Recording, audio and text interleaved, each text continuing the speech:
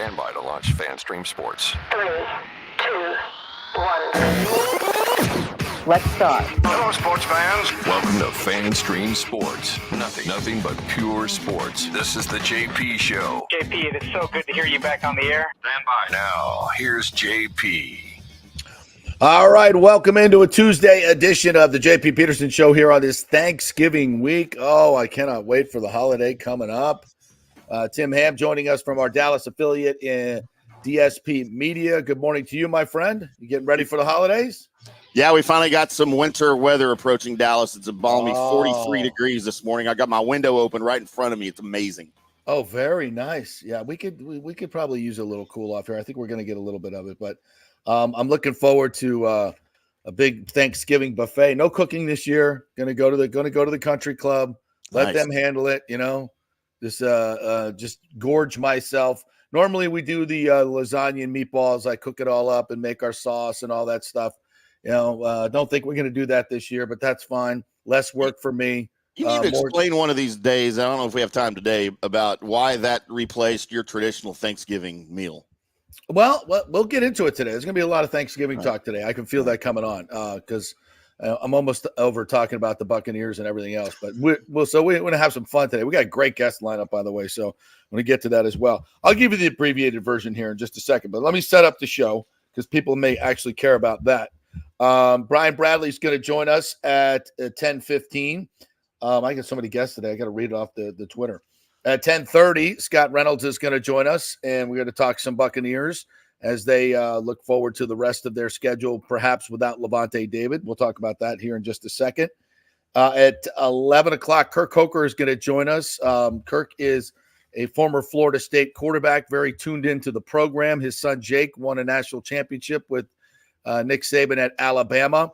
So we'll talk some quarterback stuff about Tate Rodemaker. Knows a lot about Tate. So who's going to start against Max Brown in the FSU UF showdown on Saturday night. That should be very, very interesting. In the Swamp, still considering whether I'm going to go. I don't know if we're going to go or not. Don't know, but we're still considering. So we'll talk to him. Yeah, it could be. You know, when you go to Gainesville and win, it's fun. If you lose, get the hell out of there quickly. Yeah, leave early. I can't even see. That's what's scary. Like if you're an FSU fan, you want to go because it's nothing better than celebrating in the Swamp when you kick their ass. But having your national championship dreams crushed by that sorry football team, just being objective, they're just not very good defensively, especially. That would be, and it can happen. Listen, you know, the Gators, they play well, obviously, at home. They play very well in the Swamp. So, and they'll stand up and they'll fight their ass off. You'll get every bit of their. They'll be the best they can be on Saturday night. There is no question. Even with Max Brown, a quarterback, good runner, by the way, and running quarterbacks have given FSU a lot of trouble early in the season. They seem to have figured that out. So I'll give them credit for that. So I think, but if you can you imagine going to that game, going through all the hassle of going to it, and during the smell of Gainesville? I got to throw shots. I can. Come on, guys. I can. We got to do it. I'm a Seminole. You do the same. Yeah. So yeah. And then you lose, it'd be the worst day of your life. The worst day of your life. So, well, the worst day of my football life was when I traveled to Philadelphia with the Cowboys to attend a Cowboys game. There you go. And very similar situation. And during the Philly people are maybe even more brutal. And Philly oh my God, that is the worst city on the planet. And by the way, in lieu of what happened last night on Monday Night Football, I will tell you, anytime anything good happens to the Eagles, it makes me physically sick to my stomach. Because that has got to be the most unlikable organization in the history of any sports franchise across the planet Earth. With apologies to my good friend Sal Palantonio. I get it. I love you, Sal. I do. But man, Sal. I don't know how anybody, even in Philadelphia, can like anything about that team and that organization. Nick Sirianni's got to be the biggest freaking jerk I've ever seen on TV in my life. I want to punch that guy in the face so bad. We got some good fandom going this morning. We've ditched all our objectivity in terms of being sports commentators. I hate the Gators. I hate Philadelphia. I had to post this picture today because it's just tradition because we do it every year. This is like one of the greatest pictures of all time. Can you see that? Oh yeah. Hold on. You should have sent it to me. I can put it on the screen. Yeah. Oh yeah. Lights out. Shot. Standing That's over. Great. Who is that? What quarterback? I keep forgetting that name. Somebody help me out. Which poor Gator quarterback that is crumpled on the ground? Oh my God! That was the picture of the on the cover of the Tallahassee Democrat the next day. What a great photo. So yeah, when it's Florida State week, we got to bust that stuff out. Yep. Kasey Hudson's going to join us at 11:15. We'll talk some bolts with her as well. I mentioned Brian Bradley right at 10:15 going to join us, and then TJ Rives at 11:45. So big show. We got to jump right into it. Mike Holcomb's already on the line. What's up, Mike? Good morning to you. Happy Thanksgiving. Bolts finally get a great OT win. Oh, what a game last night. What a game last night. From the very beginning, Lightning came out with hop. They had 19 shots on goal. Swayman was unbelievable in goal last night. So was Johansson. Both goalies played their ass off. So much talent on the ice last night. Pasternak and of course, Stamkos and Kucherov was fantastic. Left for 12 minutes of the second period, but came back to help get the win secured. So they go. Dude, that Stamkos slap shot might have been one of the prettiest hockey shots I have ever seen in my life. How sweet was that? With 4.8 seconds left. Yeah. They pull the goalie, and Cooper gets, he gets a rash every now and then for being so aggressive. I think he pulled the goalie with 2:14 left to go. He ain't messing around. And the Bolts did a fantastic job of keeping the puck in the zone for almost the entire time, save just a couple of times they cleared, but never really a dangerous empty net situation. Oh, there was one, but the Bruins fumbled the puck and the Bolts got it back. And then on the goal itself, Hedman does a great job of keeping the puck in the zone, just barely by the skin of him. And in fact, it was after Stammer scores, I'm sitting down there with the TV guys, and one of the TV guys is on the headset, and he goes, "Oh, I think we're offsides." I was like, no, they're going to call this off at 4. I mean, the place is just going bananas, right? When Stammer scores with 4.8. And I had a great view of that shot. You could just see as soon as he gets the pass from Kucherov, I believe, Stammer's just like he's got this nice window of net. And I'm like, oh, he's not going to miss that. And he just slapped the shit out of it right in the back of the net. The place goes crazy. Then my man goes, "Oh, I think we're offsides." I'm like, oh, no way. And so they looked at it, and it was barely. He kept it in. Great job by Hedman to keep it in. And then they go to overtime, and of course everybody's like, oh God, we've lost 8 in a row in overtime, including the playoffs. 8 in a row. So we're just like this, and Boston has been obviously magnificent. Yeah. But we finally won a couple of faceoffs in overtime. And then Hedman with a great stretch pass to Hagel in full stride comes in, beautiful shot. He's so good on that breakaway shot, so good. He buries it, and then the place goes bonkers again. Probably 60-40 last night, Lightning fan to Bruin fan. Oh, yeah. A lot of black and gold. And, and you're up 2-1 going into the third. So you're like, okay, let's lock this down like we used to do. And then boom, boom. They get 2 quick goals within a minute 20. You're down 3-2. You're like, gee, no way we're going to lose to these guys. And then Austin Watson gets his first goal of the year. Great goal. And didn't expect that. Then they go up 4-3. Forget who was it that scored for them. I think it was may have been Pasternak. And then Stammer scores with 4.8 left, and then they win it in OT. What a great effort! And we talked about this last night on the post game show with Brian Engblom. When you win a game like that, it just confirms what you knew, right? That this is a championship pedigree team. When the stakes are high, the biggest of the games, they're going to show up. And this is the team. This is the team that we're going to see at the end of the year. Hopefully better in goal. I think there was a couple of softies last night, but Johansson also made a lot of 10 bell saves as well. So, Vassie's coming back next week, but this is the type of team. 46 shots last night. 46 shots last night on the Bruins, the 10-1 Bruins. So phenomenal win. This is the team we knew was in there. So, and the fact that they confirmed that to themselves is always a great feeling. Cooper said it after the game at 4-3. We knew we were going to score, even with 3 minutes and 14 seconds left. Wow. They knew. He goes, we knew we were going to score. That's the old Lightning. The old Lightning that just like, whatever, fine. We're going to score. We're going to win this game. And they had that through the run that you felt that, and you could see that on the ice. And when Cooper said it in the press conference last night, I was like, yeah, that's the manifestation, exactly what you're talking about. And it was good. It was good. Yeah. It was good to see it happen, and great. So we'll talk more with Ryan Bradley here in a minute about the Bolts and Kasey Hudson as well. As for the Bucks, Levonte David looks like he's going to miss at least 1, maybe up to 3 games with the groin injury, maybe more. We don't know how those things go down, but I don't think he's going to play this week at the Colts. So I'm just here to tell you, folks, without Levonte David on this defense, I mean, they gave up 7.1 yards per play this week to the Niners with him out there. They can play and win games with Levonte David out there. Without Levonte David, they got no shot, people. No shot. Not the way John Romano had a nice column in the Times today talking about the things that we've been talking about for the entire year and bringing it all together in terms of your highest paid players are giving you very, very little. Very, very little. I talked about this 3 weeks ago and went right down the salary cap. Very, very little. The exception of Mike Evans, all these guys on defense, Devin White's your highest paid player, nothing, pair of shoes, worse than a pair of shoes. He's the guy they pick on in the red zone to score touchdowns, to get key plays. He's worse than having an average guy because he's the one they know they can always go to get the big play. So that's having an average guy that once in a while will make 50% of those plays as opposed to 0% of those plays would be better. So he's actually a detriment as your highest paid player, in my opinion.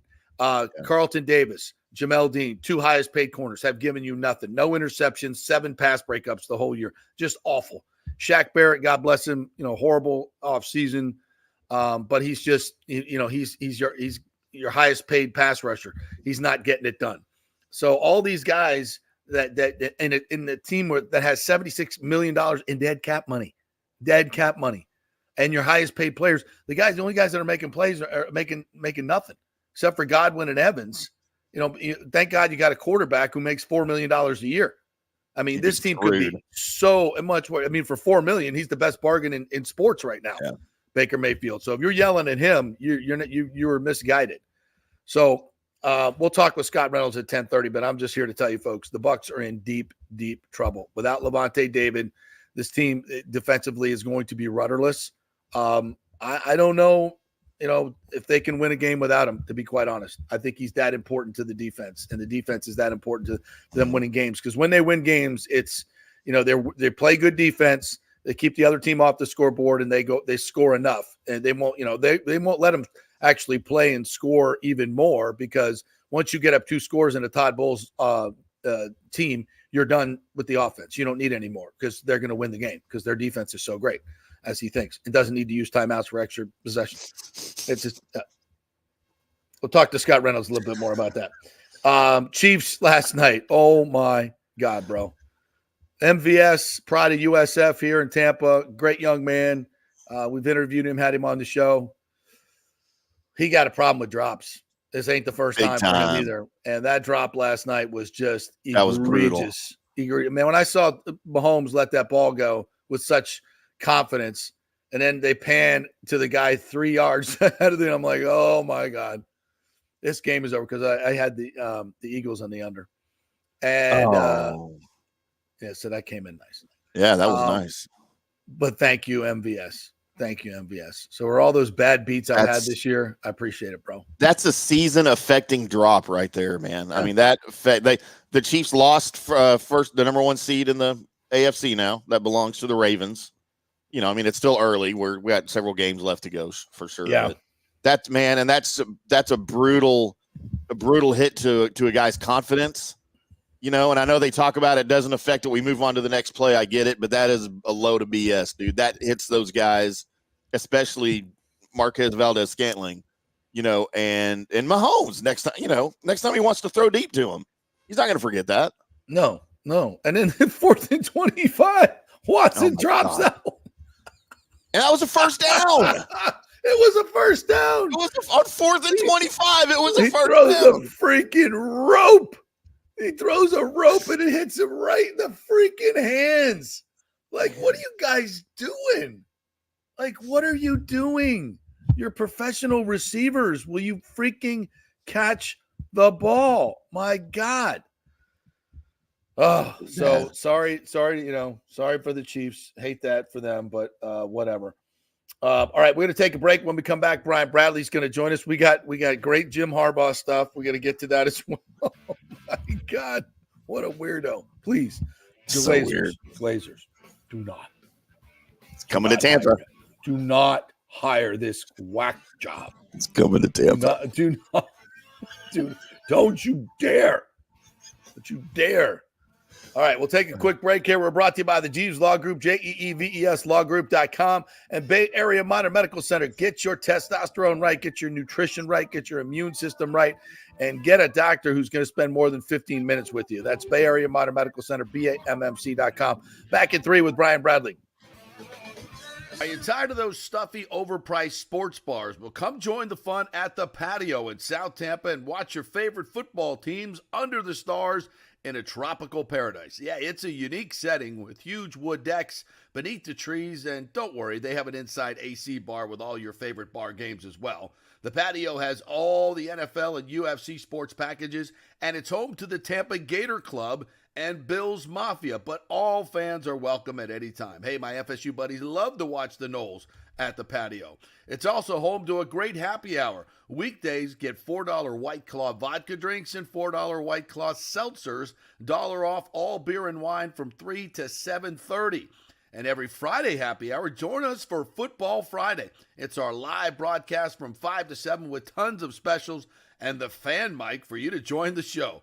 We'll have swag and ticket giveaways as well. So come out for the live broadcast 5 to 7 every Friday at the Patio and come watch football in a tropical paradise all season long. It's 421 South McDill, just a few blocks south of Kennedy. Everyone meets at the Patio.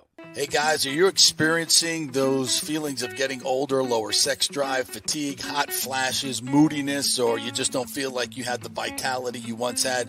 It's a chronic problem here in the United States. You're not just getting old, it's likely low testosterone. Studies over the last 20 years show a shocking decline in younger males aged 16 to 39. Older men have seen a sharp decline as well, so do something about it. Go see my friend Christopher Lugo at Bay Area Modern Medicine. Look, testosterone replacement is not a frivolous treatment. It takes a professional, targeted approach that focuses on total body wellness, vitality, and emotional stability, not a one-size-fits-all approach like many clinics use. They will monitor your blood work and adjust your treatment as needed for optimal results. Folks, I've been on testosterone therapy for over 6 years, and it is a life changer. You will feel and look better than you did 10 years ago. Give them a call at 844-977-3477 or go to BAMMC.com.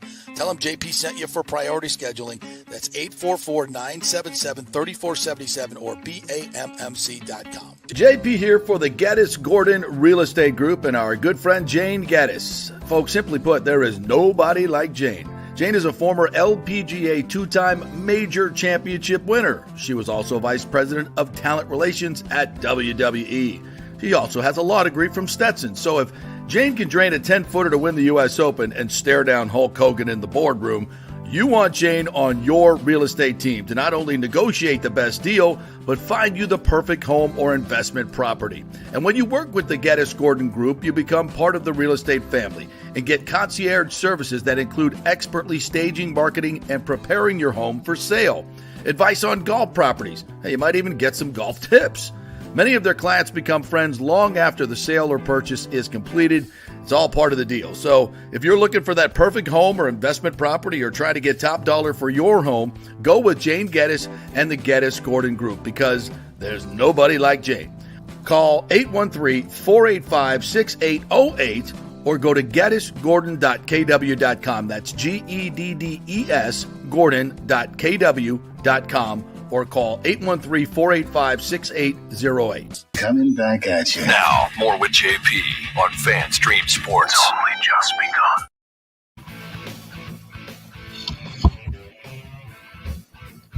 All right, welcome back to the JP Peterson Show here on this Feels Like Friday because programming note, we are going to take Wednesday and Thursday off this week, so this will be our Thanksgiving show. We'll have lots of turkey talk here, and we'll hopefully get you through the next couple of days, and then we'll be back on Friday with the live show.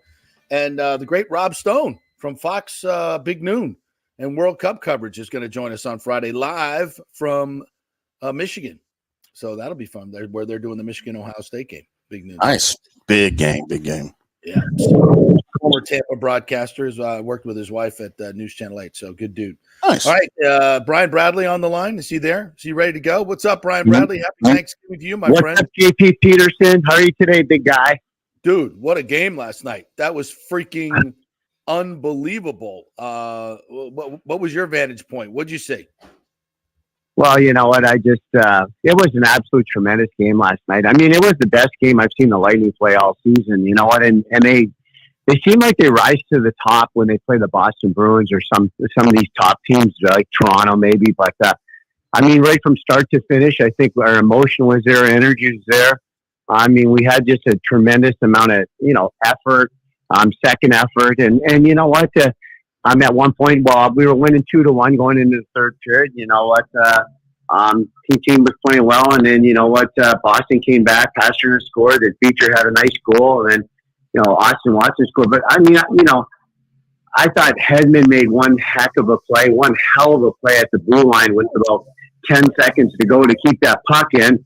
Yeah, I mean, he slides it over to Hagel down to Kucherov, and Kucherov slides a backhand pass from the corner for a Stamkos one-timer to tie the game.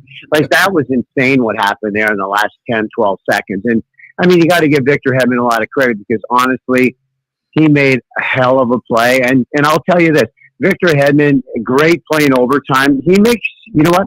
He makes that stretch pass seem so easy, but it's so hard to do. I mean, he passes that puck from like the one inside our blue line to the far blue line when guys are in full stride and they're gone on a breakaway. And, the Hagel goal is a perfect example. He did it multiple times. Like, Victor Hedman makes plays, and that's why he is probably one of the best players, like we've said, over the years and years and years in the NHL for defensemen. And, we talked about this yesterday, I think, Brian, about Hedman. And he, was not a great year for him last year. I think he was bothered by a lot of different injuries. I think he's healthy or he's had a full off season. I think we're just starting to see that Hedman return. And I think the Lightning are at their best when he's at his best because he just, he does everything from the power play to initiating the offense. And once he gets in the zone, he's very offensive minded and he makes those plays like you just mentioned. He just gives his team so much. And we need that old Hedman back and we need Vasi back. And then I think the combination of the two with everybody else that's pitching in right now, this is going to be one hell of a hockey team. At least that's the way I see it. What do you see? Well, yeah, look at Hedman. He had one assist last night, but he made so many great plays. I mean, at the end of the game, I mean, he didn't get the assist on Stamkos' tying goal with 10 seconds to go, but he made the whole play. Right. Let's look at the picture. The Bruins made a major mistake. All the guy had to do is chip it out of the zone, and Victor Hedman got the puck in the air, knocked it down, hit it to Hagel to Kucherov. Kuch makes this backhand pass for a Stamkos one-timer in the net, but the Bruins made a major mistake. They should not have lost that game last night. I mean, if you're, the coach of the Bruins, he's got to be pissed right now. But, the Lightning, they came through. They persevered. Johansson had a solid game. And, had a couple goals were good. But, I'm going to look at the whole team. I mean, you know what? I'm going to give these two guys a lot of credit. I thought Mikey Eyssimont played one hell of a game last night. I mean, he was a thorn in everybody's side. Tanner Janot was awesome. Austin Watson scores a goal. You're getting guys that, that was a huge goal. Strelly makes a play behind the net.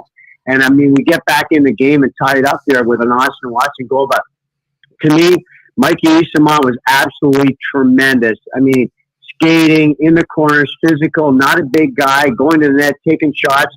I mean, what was his shots on goal? He had 4 hits. He had 6 shots on goal. He had 1 assist on goal.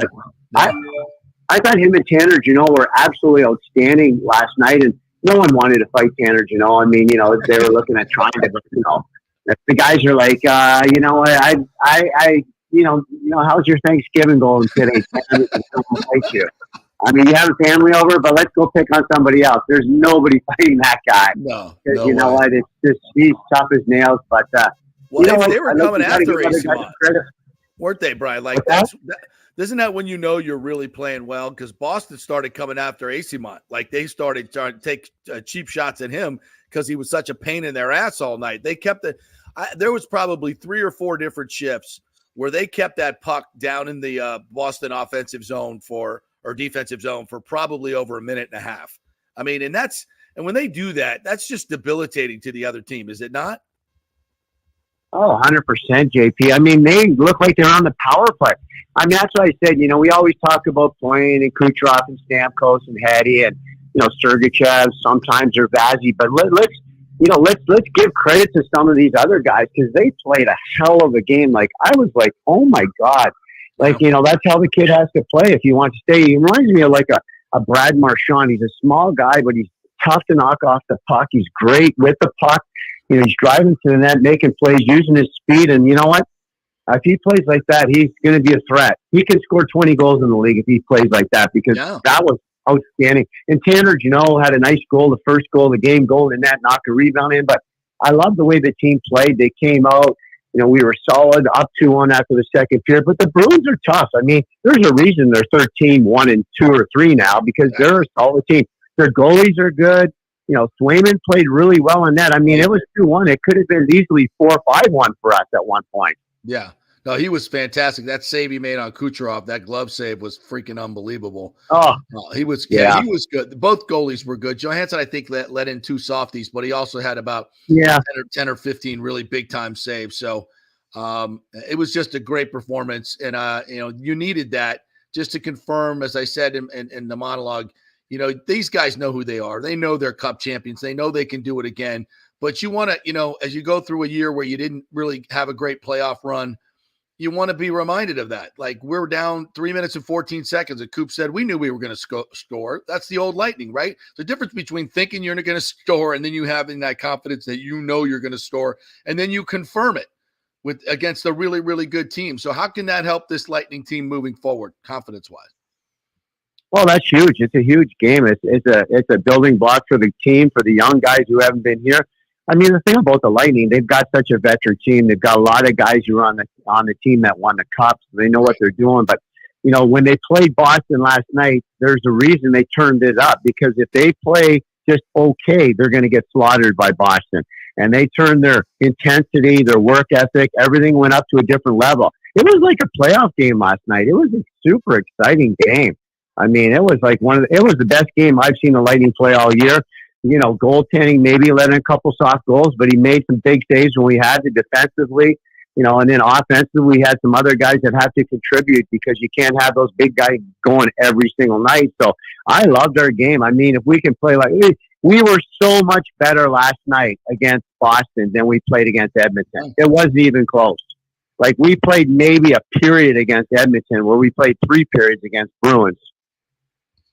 Hey, Brian, after the game, Steven Stamkos said, hey, we're a good team too. We just don't have the same record, maybe because we've played a little bit reckless this season. Do you think that so-called reckless play is kind of a product of not having your number one goalie in net and guys kind of maybe trying to pick up the slack a little bit too much?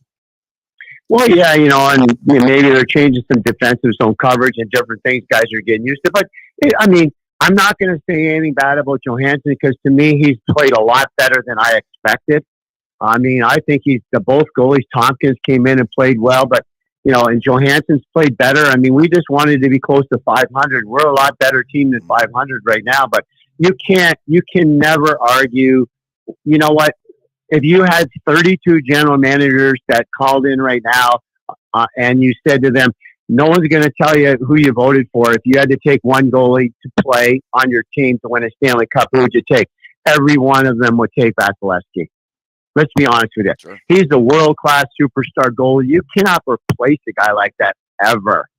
And, I mean, he's coming back, and it's great to see because he's a game changer. I mean, you're going to see some of these games where, we win 5-4 or 4-3.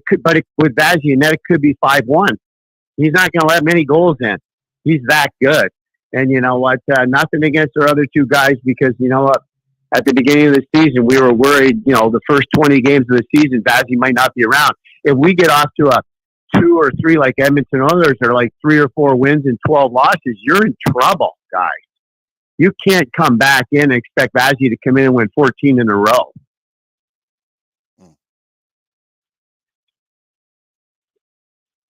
Oh, JP, you're muted again. Yeah. We'll get him back. Yeah. No, but like I said, I thought it was a great team effort last night. I thought it was just a big win in front of a big crowd, a couple days before Thanksgiving. And, no better feeling to do it against than the Boston Bruins. I love beating the Bruins, man. I love smacking them. It was great to see last night. See all It was a beat down in Boston. Yeah. See all their fans leaving, and the Lightning fans were giving them the business too. I loved it. Hey, Brian, before you go, Thanksgiving is on the horizon. Now, you grew up in what, Calgary?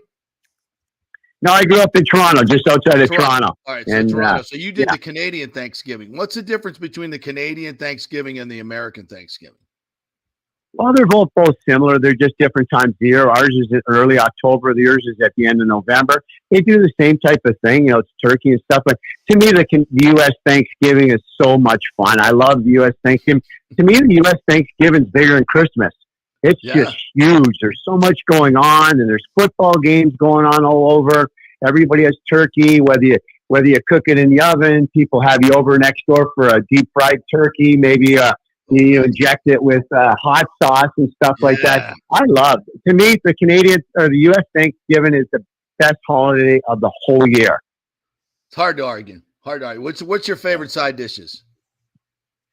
Oh, I don't know. I mean, I love obviously the turkey and the pumpkin pie, but you know what? I love gravy with a little mashed potatoes on there too. Carrots and turnips and stuff like that, or Brussels sprouts. Yeah, it's whoa. Carrots and turnips. Yeah.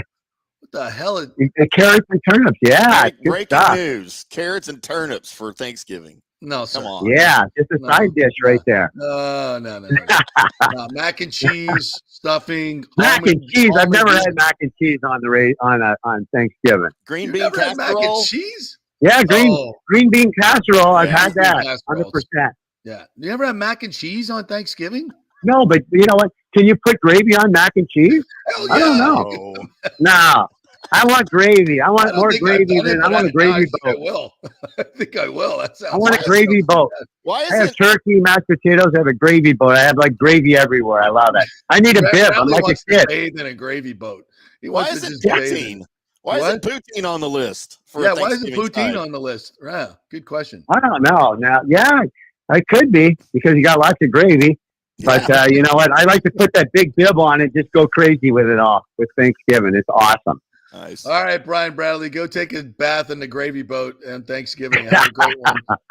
Happy Thanksgiving to you, the family, Carrie, the whole group. Thanks, buddy. Appreciate you jumping on. Yeah, we'll see you tomorrow at the game. Over and out. Yes, that's right. We got another game before Thanksgiving. What the hell? All right. Tomorrow night, right? Yeah, tomorrow night. We got a big one.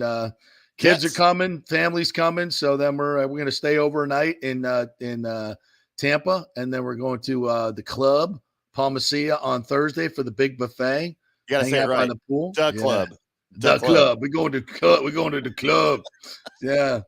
All right. Let's welcome in a man who adores Thanksgiving as much as Brian Bradley does. He is the great. He is indeed. Scott Reynolds of the Pewter Report. What's up, my brother? How you doing? Oh, man. The hair's looking good today. Is it looking good? Yeah, it is. Oh, my God. Look at better than mine. I was supposed to get a haircut last night. I pulled like an old man thing where I totally forgot the appointment at 6:30. I reminded myself 3 times during the day. I'm like, I got the podcast from 4 to 5. Then I'm going to get a haircut, and I completely forgot. So, but I appreciate the kudos in the hair. I work hard at it. It's not happening. That's for damn sure. I know, but see, I had it here, and I just forgot to look at my phone. Sometimes even the double and triple checks don't work. Exactly. No, but I don't think you need a haircut, bro. I appreciate that. You're like 6'1" normally. You're like 6'4" with that thing. So, yeah, it's the pompadour was in effect today, and if I if it wasn't for hairspray, I wouldn't have any kids. I'd still be a virgin because my hair is everywhere without it. So is that how you know you've made it big, Scott? Is when you have to make appointments to get your hair done? Because I don't think I've ever made it, even when I had hair. I don't think I ever made an appointment to get my hair. I just would go. Walked into Sports Clips, right? Yeah. It's Clip Joint is where I used to go. I'm very impatient, so I want to walk in and have my hair cut and then walk out. I don't want to wait. Right. I hate waiting. We live right on the edge of Wesley Chapel and Zephyr Hills, and I'm full-fledged old man. I don't want to wait for dinner. I'm hungry. Feed me. So it's like the cheat code for us is Zephyr Hills. They've got actually some really good mom and pop restaurants. Oh, And yeah. in Wesley Chapel, if you want to eat like on a Friday or Saturday night at 5:00, it's an hour wait wherever you go, right? Just Yeah. wherever. Forget about it. Yeah. So on weekends, we just drive down 54, hit Zephyr Hills. We'll hit Commandos. We'll hit just some of the, Commandos is nice. Yes. it is. It's a great, Great great little food, pizza, and all that. So there's a place called Plaza, which is a great Mexican restaurant with fantastic margaritas. The mom and pops is where it's at, especially these days, because the bigger chains, they can't find anybody to work. They're so dysfunctional right now. They're ridiculously expensive. Yeah. You know, everybody wants to go there, so there's long waits. If you can find good mom and pops, that's gold. Baby. That's our cheat code. And like you can walk in at 5:15 and get seated and eat. So and the food's better, service is better. And I'm impatient as hell. So I'm the same way. There's a little Greek restaurant on Davis Island, the Greek, and they have the same people been working there, the same people like forever, and like everybody goes there. If you know what I'm saying. Yeah. And there, it is the best breakfast, the best lunch, the best. It's so good, and it's just like the best mama. I and love they got a places little like that. Chinese place on there. Oh, fantastic! Yeah. All right. Nice. I was going to ask you about what we'll do. We'll do the Thanksgiving stuff at the end because let's talk a little bit of football here. Hold on, I do have one thing to say. If there is such a thing as a gravy boat, and if Brian Bradley is the captain of that boat, okay, I will be his first mate. I'm telling you right now. So gravy your go-to, yeah. Aye, Captain, sign me up. You can put gravy on anything, and it I makes want it it. better. Yeah, you can't eat turkey without it. You can't eat that dry ass. Yeah. I'm not a big turkey fan. I am not going to slander my wife because she is a fantastic cook. As a matter of fact, Ashley and I, when we first started to date in like July, our first date was like the first day of training camp many years ago, like 12 years ago. And so we had our first Thanksgiving. She came over to my apartment and cooked a turkey.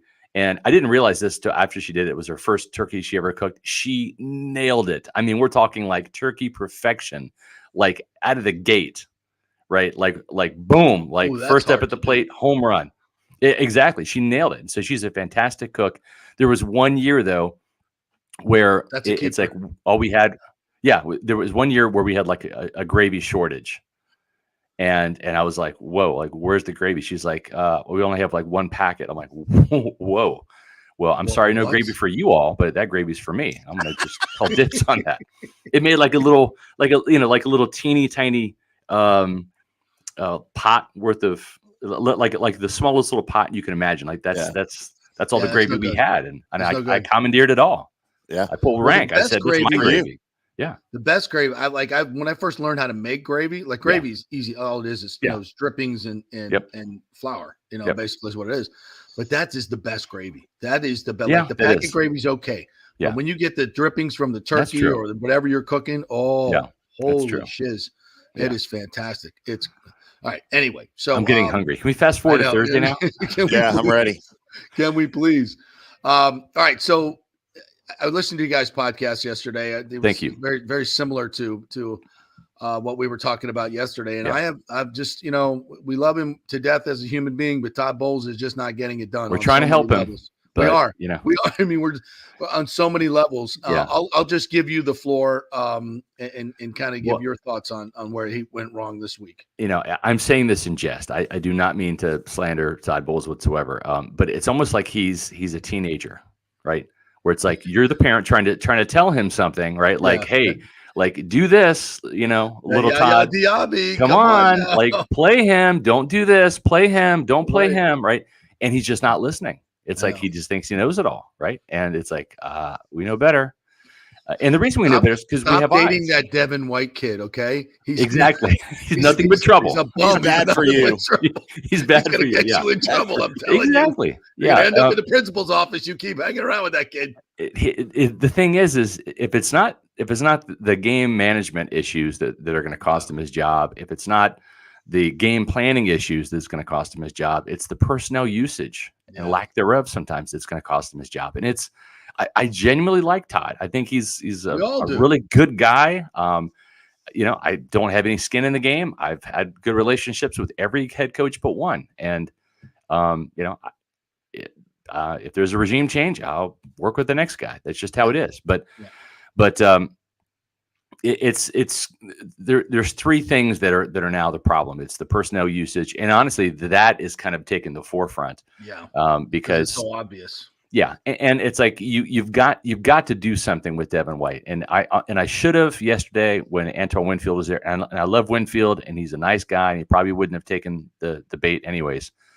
But he's a nice guy. He smiles all the time. It's like I want to be living his life, man. Like that's one happy dude. I wish I could be that happy all the time. I'm too much of a grumpy old man sometimes, but he's just like smiles and sunshine and all that. But sometimes it's like you need to be a prick. And I don't see the prick leader on this team.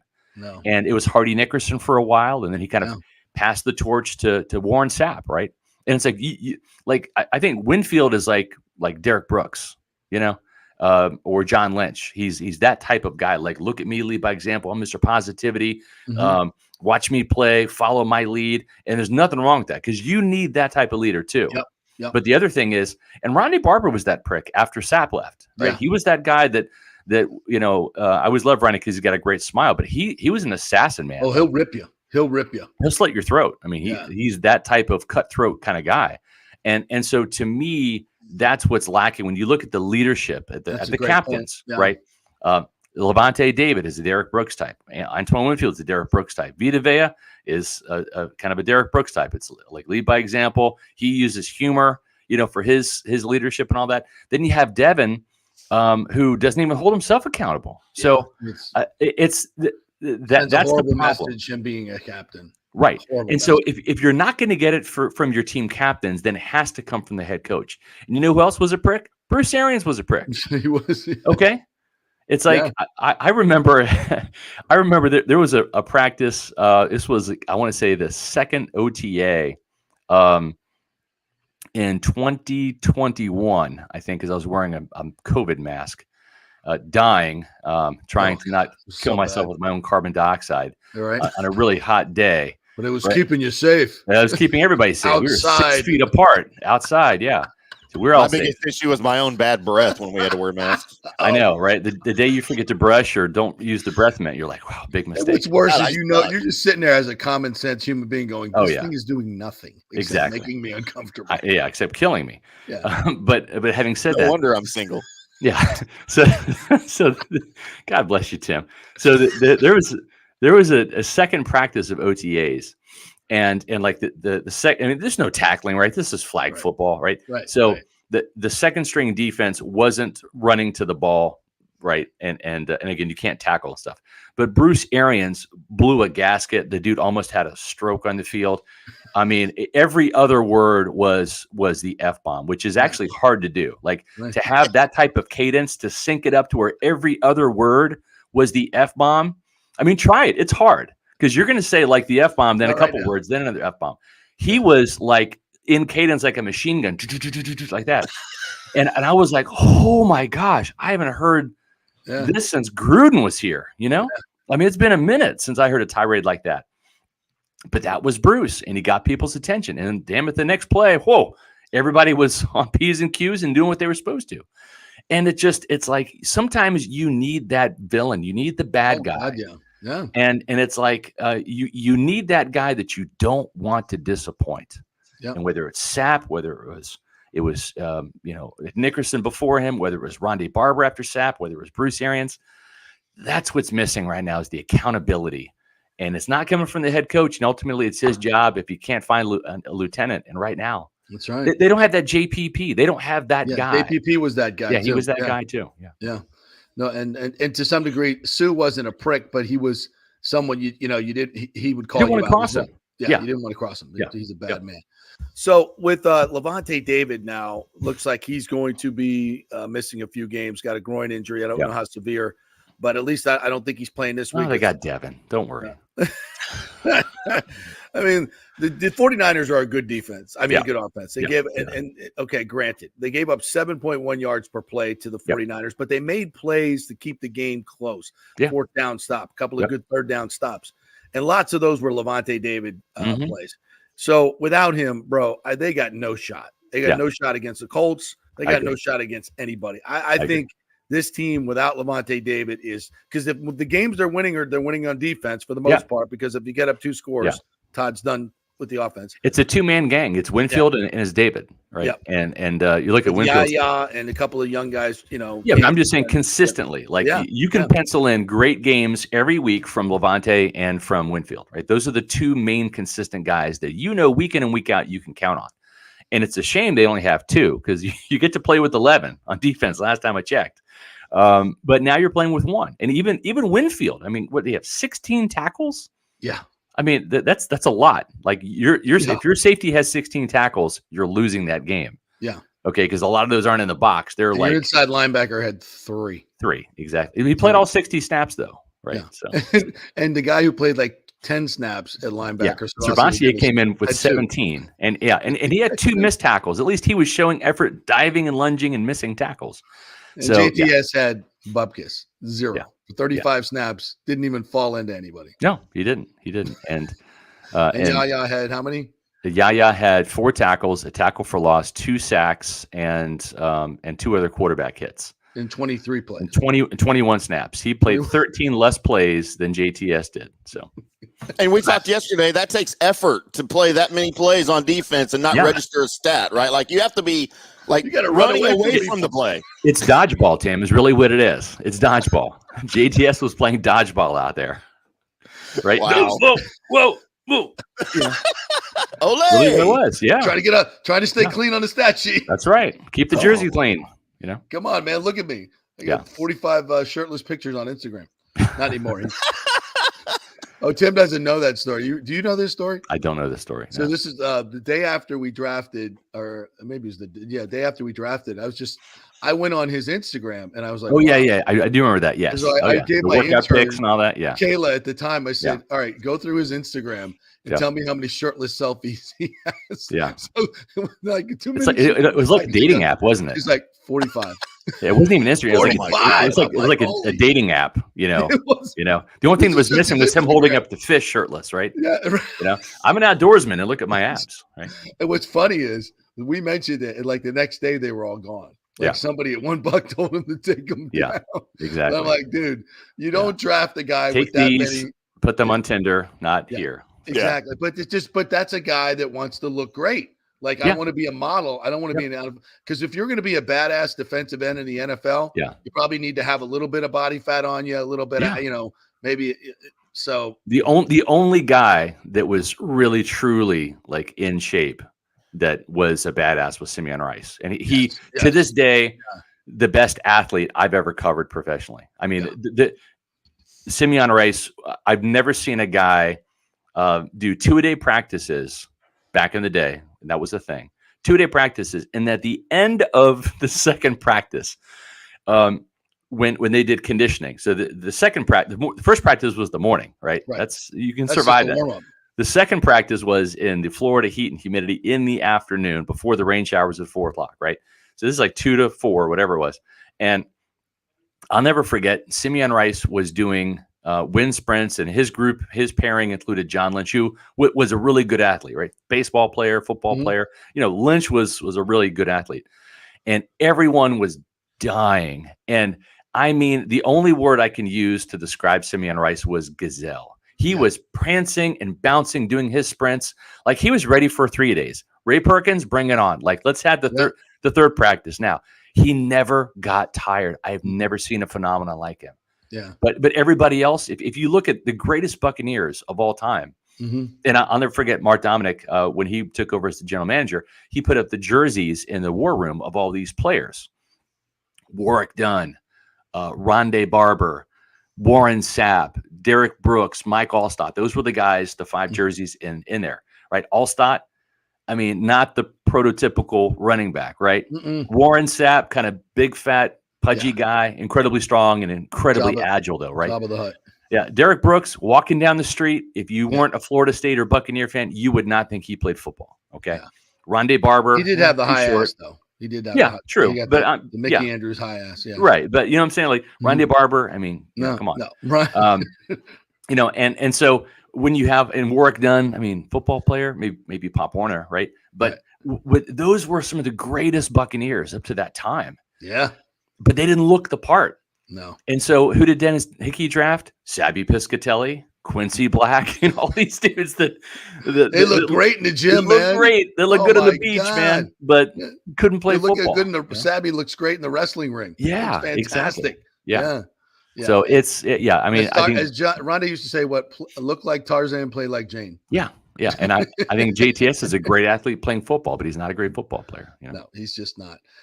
James here wanted to thank you and said Scott pressed bowls on Yaya snaps versus JTS snaps. That was awesome.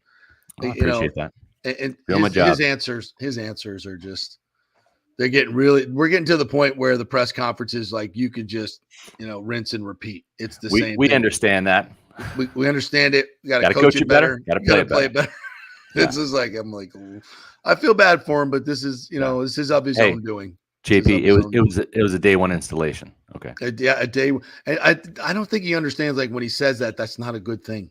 No, it's not. When you tell me Marquise Watts is like blowing up both of your offensive tackles who are playing pretty good, and you haven't played Aiden Hutchinson the first 9 weeks of the year.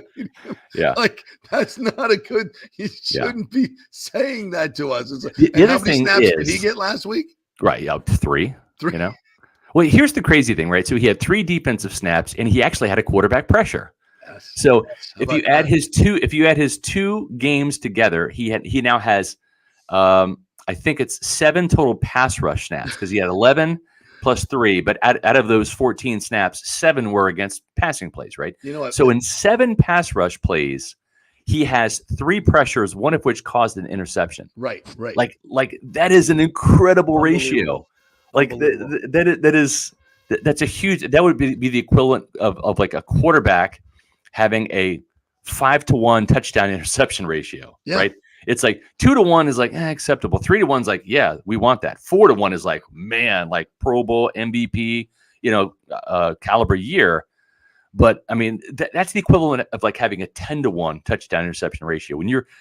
When every other play you're getting a pressure, that's huge. Now, expand it over a larger sample size, you're not going to maintain that pace. But I want to see more of that, just in case you do. Yeah. And that was my point with Yaya Diaby. I had a guy say the other day on X, well, he's coming along, and that's kind of what Bull said. He's coming along.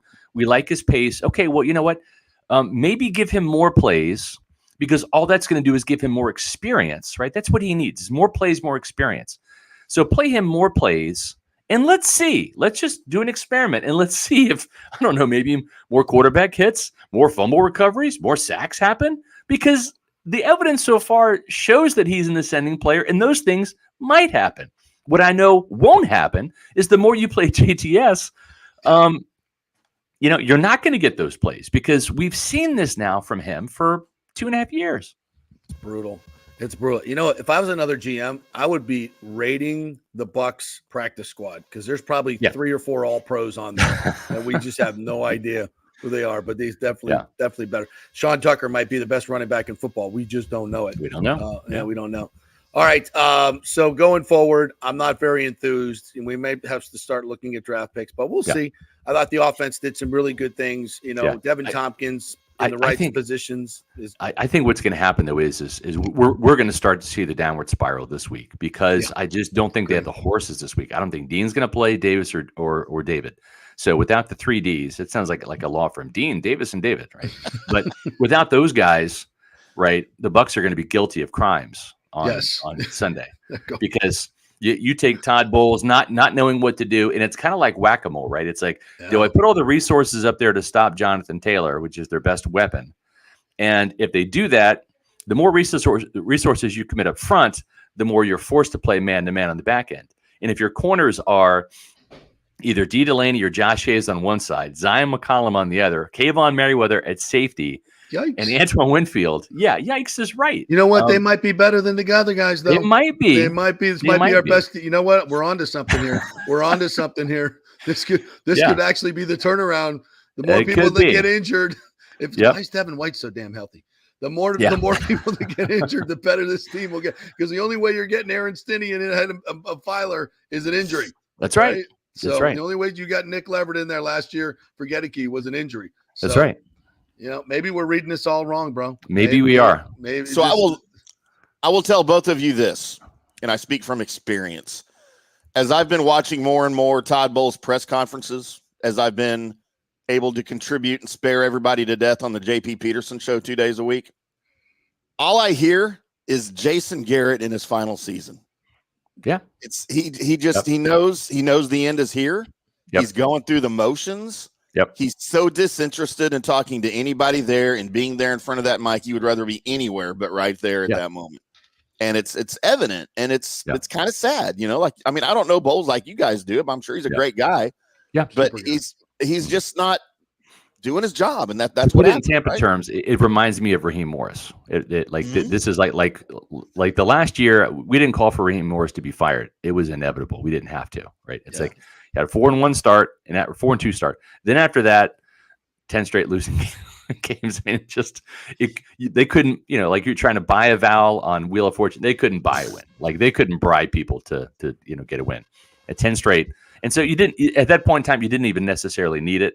And I think here, when you look at the winnable games on this team, they've already had a couple, right? The Saints was a winnable game. They won. Falcons was a winnable game. They lost. Texans was a winnable game. They lost. Titans was a winnable game. They won. So I don't know what to expect, because at any point in time, the Bucs can win against a beatable team, and they can also lose just as easily. So you look at this, and if this was a good, healthy team playing good football, you'd say, all right, I think they can get 5 wins out of 7 here, and get to 9 wins and see what happens with either the division or a wild card. The Seahawks were a 9-8 wild card in the NFC last year, so we'll see. 8-9 won the division. It's probably going to be 9 wins this year for the NFC South winner. Yep. So we'll see. But where's the evidence to suggest that can happen? Because you won 4 out of the first 10 games. Now you have to win 5 out of the last 7. Right. And if you had done your job against the Falcons and the Texans, you wouldn't, you would look at this and say, okay, well, even if they stub their toe once or twice, they can still get to 9, maybe even 10 wins. But I don't trust this team. I just don't.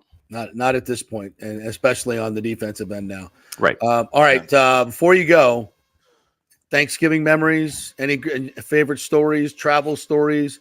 My favorite question is, how do you deal with a relative you really don't like? Yeah, well, we don't invite them. It's that simple. We don't invite them. So, so we all kind of have like a like-minded family when it comes to politics, and so that helps. We don't have any arguments or whatever. Yeah. And if you're not, you're not invited. It's that simple. I mean, we don't want. There's no arguing at my house. That's for sure. I will say it's been pretty consistent. There's nothing too like wild and crazy. It's just you got to have gravy. It starts with gravy. Absolutely. And here's the thing. I'm a little bit of a weirdo when it comes to gravy, because I like turkey gravy on turkey. I like brown gravy on mashed potatoes. And so sometimes, and if it's only turkey gravy, okay, I'm not going to complain. But if you really want to make me happy, you'll have both kinds of gravy. And wow, I'm just saying, when Brian Bradley was on there, like, I'm connecting. He said gravy, and I got excited. So cranberry sauce is also a great equalizer. Cranberry sauce you have to Publix does a great job with their orange cranberry. Yes, that's phenomenal. Cranberry is phenomenal. You put that in gravy on turkey, I can eat that. I can eat that, but it's gonna have to so here's a good little story. So I was in charge of getting that one year, and I waited till like the day before Thanksgiving, went to Publix. That's what we do. Yeah, right. And they were sold out. And and I had to come home. Now my wife Ashley loves it as much as I do, and so I'm feeling bad enough because I'm going to be missing out on this, selfishly speaking. Right. But then I come home and she's like, "Hey, babe, did you forget the?" And I'm like, "No, I went to get it and they were sold out," thinking that was going to get me off the hook. And she's like, "Well, I told you a couple days ago you needed to get that." I was like, I know. It was awful. It was a terrible Thanksgiving mishap for me. And so guess when I bought the Publix orange cranberry relish? Last week. You're damn right. Sitting there in my fridge, not to be opened until Thanksgiving. No one's allowed to touch it until Thanksgiving. Yeah. But it sits there in my fridge, ready to be eaten. Yeah, and the people don't like cranberry. I'm sorry, folks. You just, I don't get it. I hate cranberry. I hate cranberry. Come on, Tim. Can't do it. Come on. JP, I think we need to send him some of that Publix cranberry orange relish because it's the orange brings a little sweetness to it and doesn't make it as tart. It's a great. They balance it out, so it's like you've tasted the cranberry, but you're like, I don't have to like go. And is there anything that is a better combination? Like turkey in and of itself, no good. Yes. Cranberry of itself, no good. Gravy, we'll drink it. Whatever. Right, But you put all those together and even throw a little mashed potatoes on top and some stuffing, bring it all together. Yeah. It's phenomenal. I mean, I'll try anything once, right? But I feel like my life, I've had too much cranberry juice in my life dealing with UTIs. Okay. and kidney stones. TMI on the UTI. I meant to say kidney stones. How's that? Okay, good. Good to know. I don't. It's like cranberry. We've all been there, Tim. You're not alone. I'm old, man. I'm so old. Like I said, you're not alone. Been there. Flush it out, baby. All right. Tell us how we can get the great Thanksgiving content at Pewter Report this week. Yeah, no Thanksgiving podcast this week. So we do podcasts on Thursday, but we're going to be in a turkey coma. So you will not see Matt and I on Thursday, but you will see us tomorrow at 4:00 live on Pewter Report TV, our YouTube channel, where we have not just the Pewter Report podcast Monday, Wednesdays, Thursdays live at 4:00, plus all day on Sunday with the pregame show, a postgame show, and an in-between show called Pewter Game Day. But we also have the Pewter Pulse episodes that I do. They're like little 5-minute videos on my takes, and the latest 2 that I've done have been very well received. I advise you all to check them out on Pewter Report TV. First one is the hard truth about JTS and Logan Hall, and then the one I did on Sunday night was Todd Bowles. Will he stay or go? And I've got a very interesting little bit of tidbit in that video that will make, I think, a lot of you that want Todd Bowles to go happy. So check that out on Pewter Report TV. That's what we call a tease in the business. That's a tease, yeah. That is a tease. And PewterReport.com, the mothership where you can check out all of our content, and make sure you follow us on social media on X, Facebook, and Instagram at Pewter Report. All right, Mr. Pompadour, you have a great Thanksgiving. You and Ashley both. That hair is looking fantastic. Have a great Thanksgiving. I look forward to all the pictures and the orange and cranberry relish and all that good stuff. Thanks, buddy. You got it. Take care, guys. See you. All right, we're going to take a quick break here at the JP Peterson Show so you can go put that turkey in the oven. When we come back, we're going to talk some FSU football with former FSU quarterback Kirk Coker, good buddy, very close to the program, knows Tate Rodemaker. We're going to find out a little bit about this new FSU quarterback. When we return, we're brought to you by the great folks at the Patio. Great place to watch the games all weekend long, including the Florida State game. We're going to have a big old party over there this weekend for the nighttime game. It's going to be crazy. Get there early. We're going to have a fantastic time. Drink specials, all kinds of good stuff. Gators and Seminoles mixing it up on Saturday night at the Patio. Back in 3. Stay with us. JP here for the Jeeves Law Group, Jeeves. Call for a free case evaluation, 888-9-JEEVES. That's 888-9-JEEVES. We're local, we're trusted. The law firm brings over 80 years of combined legal experience focusing on clients in Tampa Bay, the state of Florida, and national class action cases. If you're injured, get that free case evaluation, no cost to you. The Jeeves Law Group's focus is on auto, truck, and motorcycle accidents, as well as class action and consumer protection law. Scott Jeeves is a board-certified civil trial lawyer and a certified circuit court mediator practicing in the Tampa Bay area for over 30 years. You hear him on the show all the time. Great guy, big Gator fan, and great for the community. The Jeeves Law Group is a highly skilled team with years of experience that will apply their skills, expertise, and knowledge to assist individuals who have been in an accident with compensation for damages, lost wages, medical expenses, pain and suffering, and property damage. Get that free case evaluation, 888-9-JEEVES. That's 888-9-JEEVES. JP here for my good friends at Italiano Insurance, and they did it again. Once again, Italiano Insurance stepping up with the best customer service. I was in a bind. My old insurance company, my auto insurance, jacked up my rates, so I called Charity at Italiano Insurance, and she stayed till 9:30 at night until she got my insurance done. And guess what? She searched all these companies for me. I didn't do the work. She did. Saved me $1,000 on my annual premium. $1,000, folks. That's real money. And that's what you get at Italiano Insurance. Great customer service. And here's another note for you, by the way, with hurricane season up. 40% of people in Florida are underinsured. That means if you have something happen during a hurricane, and you need replacement cost, you're going to get 40% less than you deserve. Can't let that happen. Call the folks at Italiano Insurance and get them to help you out in both those regards. They will save you money and keep you insured properly. That's 813-877-7799. Great folks in the community, been doing it for over 60 years. Italiano Insurance, 813-877-7799. JP here for the Gaddis Gordon Real Estate Group and our good friend Jane Gaddis. Folks, simply put, there is nobody like Jane. Jane is a former LPGA two-time major championship winner. She was also vice president of talent relations at WWE. She also has a law degree from Stetson. So if Jane can drain a 10-footer to win the U.S. Open and stare down Hulk Hogan in the boardroom, you want Jane on your real estate team to not only negotiate the best deal, but find you the perfect home or investment property. And when you work with the Gaddis Gordon Group, you become part of the real estate family and get concierge services that include expertly staging, marketing, and preparing your home for sale. Advice on golf properties. Hey, you might even get some golf tips. Many of their clients become friends long after the sale or purchase is completed. It's all part of the deal. So if you're looking for that perfect home or investment property or trying to get top dollar for your home, go with Jane Gaddis and the Gaddis Gordon Group because there's nobody like Jane. Call 813-485-6808 or go to gaddisgordon.kw.com. That's GEDDES Gordon.kw.com or call 813-485-6808. Let's go.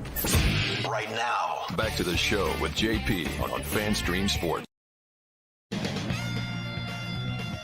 All right, welcome back to the JP Peterson Show here as we roll on this Tuesday before Thanksgiving. I hope you guys are getting ready for a great holiday. If you are traveling, be careful out there. It's crazy. It's bananas. All right, I want to welcome in a former Florida State quarterback, old fraternity friend of mine, very close to the program now. Knows Tate Rodemaker's been watching him for a while. He is Kirk Coker. What's up, my friend? How are you? Hey, good morning, JP. Thanks for inviting me on the show, buddy. Well, listen, we're in a group chat, and you're always informing me of what's going on at the program, so I know what the hell you're talking about, and I wanted to share that knowledge with the great folks here. First of all, let's reminisce a little bit about your career at Florida State because it's kind of similar to Tate. You sat behind Danny McManus and some other quarterbacks for a while before you got your shot. So talk a little bit about the mindset. Well, that's a little bit backwards, but that's okay. I sat behind Blair Williams and Kelly Lowry initially. Right. When I first got to SU in January of '82, Blair and Kelly played that season. And then in '83, Kelly started out the season and played. And I think he got injured. And then Bob Davis played at the end of that season in '83. And that was the first year that I was able to play was in '83. I was initially was on the special teams, kickoff return teams where I first got to play. I was a walk-on then. And then at the end of the '83 season, Eric Thomas became the starter. He actually started. You may remember we played North Carolina in the Peach Bowl. Yeah. It was Eric's first start. And then the spring of '84 came along, and I think Bob got injured or he either left the program. But Eric and I were pretty much in a battle to become the starter.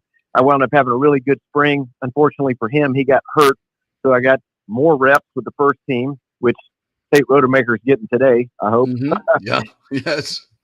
And that always helps when you're throwing the ball. To me, it was to Hassan Jones and Jesse Hester and Darren Holloman and others. Nice. And, for Tate, it's going to be Keon and a big number 14. So, he's getting the reps now that he needs to get timing and more and better familiarity with those guys. But more importantly, the confidence that the team is going to build around him and rally around him. That's what we're hoping for.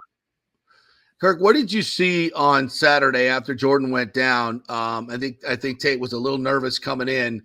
Same thing happened last year against Louisville. He came in, and it took him a little while to get settled in. But once he gets settled in, you can see the arm talent there. And I know you've seen it in practice as well. Talk a little bit about his arm talent. Yeah, I'll be honest. I think he has a stronger arm than Jordan. I agree. He can really spin it. I've watched him practice. Last year, I went up to practice a few times. I've been up to practice once this year back in August, and I've been up a couple of times on the Friday evening victory walk where Coach Norvell invites us former players to come out there with the team and meet with them on a Friday evening before the game. And I got to talk to Tate before the Miami game, actually, this year. But I first talked to him last year. It was the first time I'd actually spoken with him. But, yeah, he's I think what's going to be important is the team to rally around him. This is kind of crazy to put it this way, but, Jordan's gone down.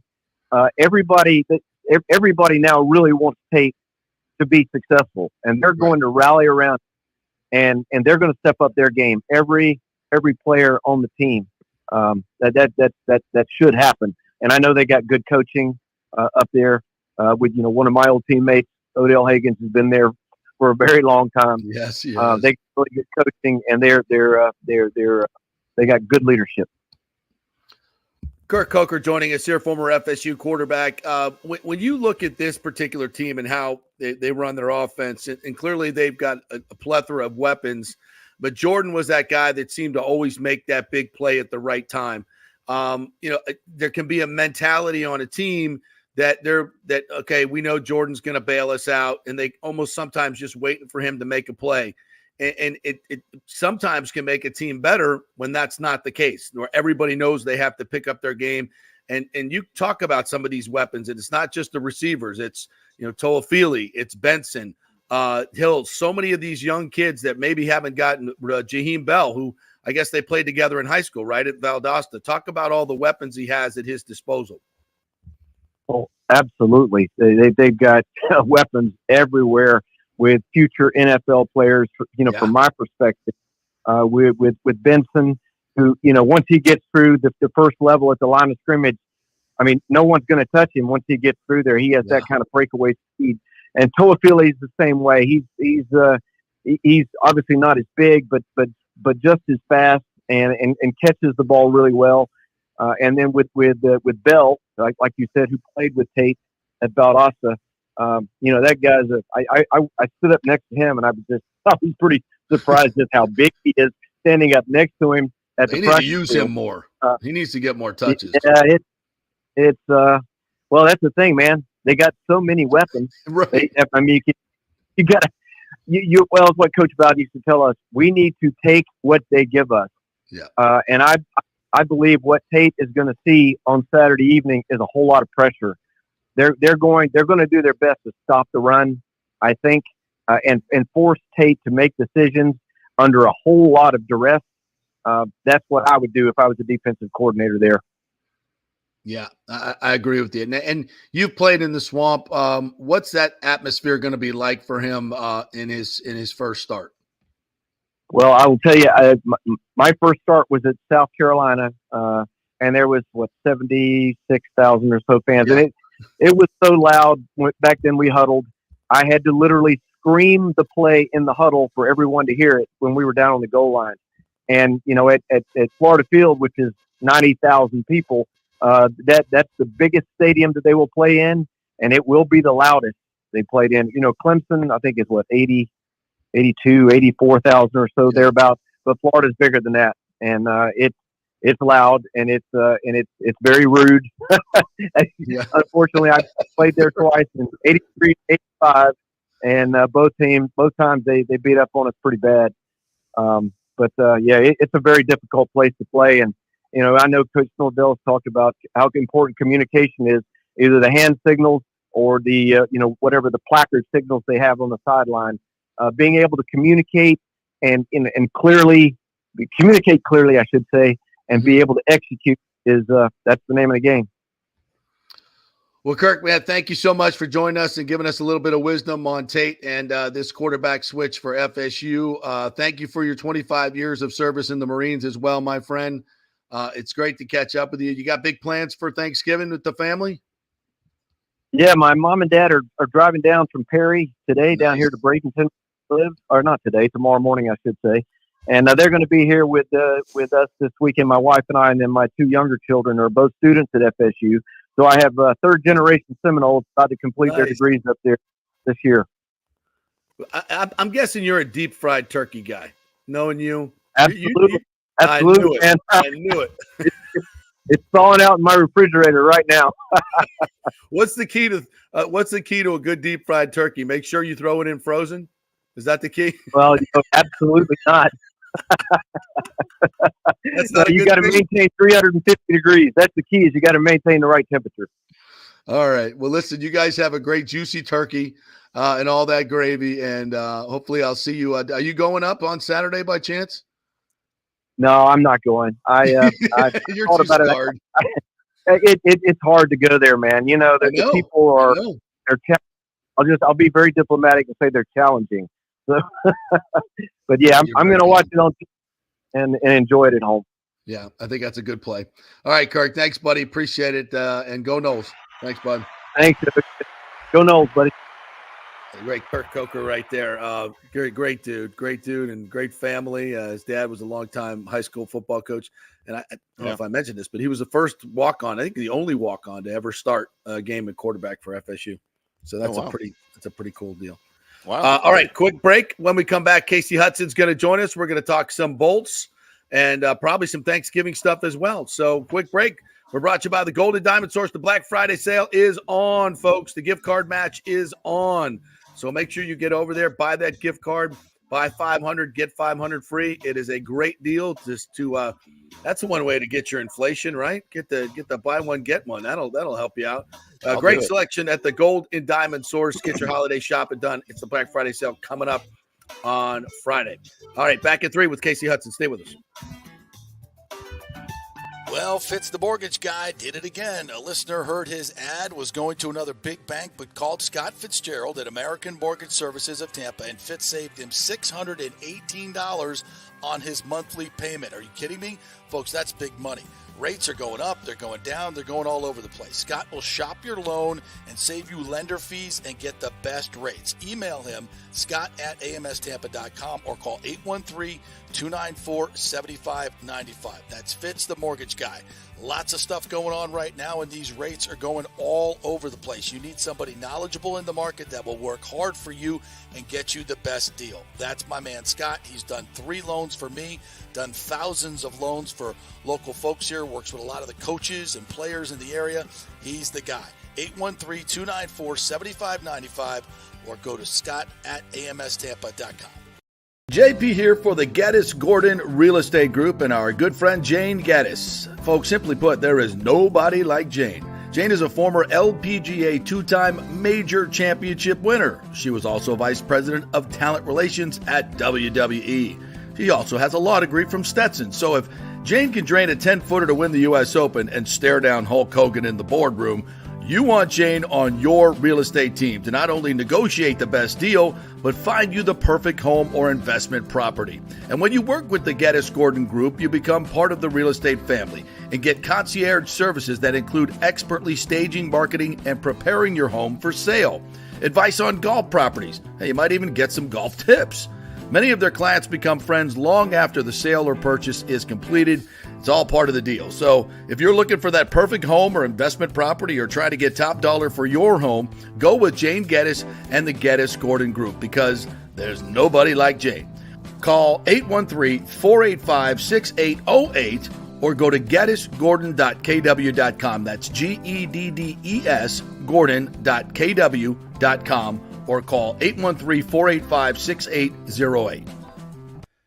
Are you tired of those stuffy, overpriced sports bars? Well, come join the fun at the Patio in South Tampa and watch your favorite football teams under the stars in a tropical paradise. Yeah, it's a unique setting with huge wood decks beneath the trees, and don't worry, they have an inside AC bar with all your favorite bar games as well. The Patio has all the NFL and UFC sports packages, and it's home to the Tampa Gator Club and Bills Mafia, but all fans are welcome at any time. Hey, my FSU buddies love to watch the Noles at the Patio.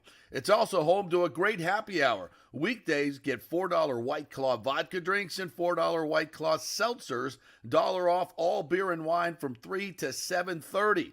And every Friday happy hour, join us for Football Friday. It's our live broadcast from 5 to 7 with tons of specials and the fan mic for you to join the show. We'll have swag and ticket giveaways as well. So come out for the live broadcast 5 to 7 every Friday at the Patio. and come watch football in a tropical paradise all season long. It's 421 South McDill, just a few blocks south of Kennedy. Everyone meets at the patio. Coming back at you. Now, more with JP on FanStream Sports. It's only just begun. All right, welcome back to the JP Peterson Show here as we roll on right before Thanksgiving. Don't forget, we'll be out at the patio this weekend for the Florida State game on Saturday. Going to be a big old party going on. So we got football on Thursday. We got football on Friday. There's an NFL game. Saturday, the big college games, rivalry weekend, and then Sunday, going to be fantastic. Yeah, they got the new Black Friday NFL game, right, that they're touting as the first ever. That's got to be on Amazon, right? Not necessary? Oh, God, I hope not. No, it's not necessary. No. You know what? For me, Sunday and Monday is all I need for NFL. It's all I need. I don't need Thursday. I don't need Friday. I don't need I'm okay with the occasional Thursday night. Like they used to do. They used to not do every Thursday. It used to just be like 1 or 2 Thursdays throughout the year. They do one. College used to have a great Thursday night game. Yeah. You know, and now they still have them, but nobody really watches. Well, does anybody play on Friday anymore? Sometimes, yeah, they're actually playing better games on Friday now. Colorado loses every Friday. Good for them. Yeah, they do. All right, Kasey Hudson's going to join us here. What's up, Kasey? How are you? After last night's really, really fun Lightning game, I heard you grilling John Cooper after the game. So, what was your overall take on last night's fiesta? That was fun. It was the hockey game that I think this team and fans needed so desperately, because I think we started to see this team start to doubt themselves a little bit. This team used to be really good at having an issue for a couple of games and then correcting it, and we've seen that their adjustment ability just kind of really failed this year. But I was talking to D'Angelo Lou about this. I think the reality of how much they actually had to adjust this year and how much they have to re-identify themselves has officially hit them. I think they finally accepted that, because heading into this season, it was like, oh, we've got our core pieces. We've added some speed. It was as if they were going to pick up where they left off in a sense and just kind of build rather than rebuild. Nobody wanted to say rebuild. If they accept the rebuild aspect of this and start playing to the strengths of the guys on their roster, like, we're going to see more games like we did last night. That is an excellent observation. I had not thought of it in terms of that. So thank you for that. And now that I'm like, that's kind of churning in my mind, and I'm like, yeah, it is that much change too. And without Vassie, obviously he's coming back, but without Vassie, yeah, it's a completely different team. Yeah, in so many ways. Biggest changeover on their roster that they've had in almost 5-6 seasons. I mean, the last time we talked to this extent about new pieces on this team is when the Goodrow, Blake Coleman, and Yanni Gord line was created, and even like partially before that, because they still had ferociously their core intact. But when you lose franchise players like Alex Killorn and guys who can tilt the ice, he may have not been the fastest guy, but Pat Maroon is an ice tilter. Corey Perry is a pest. Like, you had guys who had very specific roles, and those don't exist anymore. Jano might drop the gloves and piss somebody off, but he also does need to score. He has a dual role, not a singular role. So I think that they just had to accept that this is completely a rebuild, not a realignment or any of those fun words that Tampa coaches just love to use. Tampa Bay refuses to just get on board with rebuilding. It's okay. We have to all do it. Well, we never want to leave Tampa Bay, babe. We just don't want to leave Tampa. Like, we've been bathing in that for like 3-4 years now. The water's warm. We have boat parades. Like, why are we leaving this? We don't want to leave this. But sometimes you gotta accept who you are and start over. And I think the Bucks are definitely leaning towards that. If they're not, they're bananas. But the Lightning, I'm like, it is, it's even still hard for me to say it. I mean, we can't be rebuilding when we have this very similar core, but we have lost a lot of important pieces, and it's not just last year. I mean, you got to go back to Yanni Gord and Goudreau and Ryan McDonough. Yeah. I mean, yeah. So it's a new iteration. And what is this team? So what is this team? What should this team be? Exactly. And when they came in, the speed aspect was really cool. The off-season theme was getting guys that can win in the face-off circle and contribute to the penalty kill. So they have checked those boxes of what their priorities were in the off-season. Now what this team should look like, the league as a whole, I got a chance to talk with Greg Wyshynski, and the league as a whole, it's changing. It's getting faster.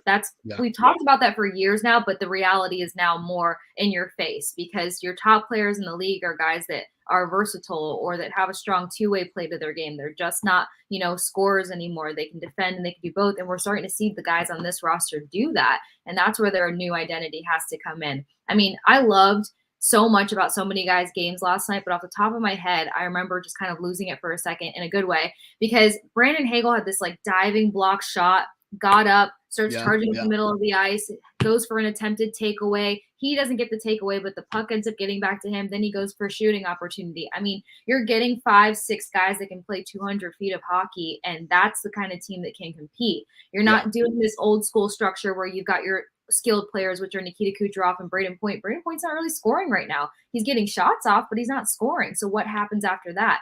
You need a system where you've got a lot more versatility, where it's not just feed the skill players and the skill players execute. That failed this team last season. We saw Coach Cooper bench his skilled players because they weren't getting the execution done. So seeing Austin Watson get on the board, seeing Tanner Jeannot come to life, this is a team that's going to be able to compete if they continue to get everybody involved in every aspect of the game. I would agree with that.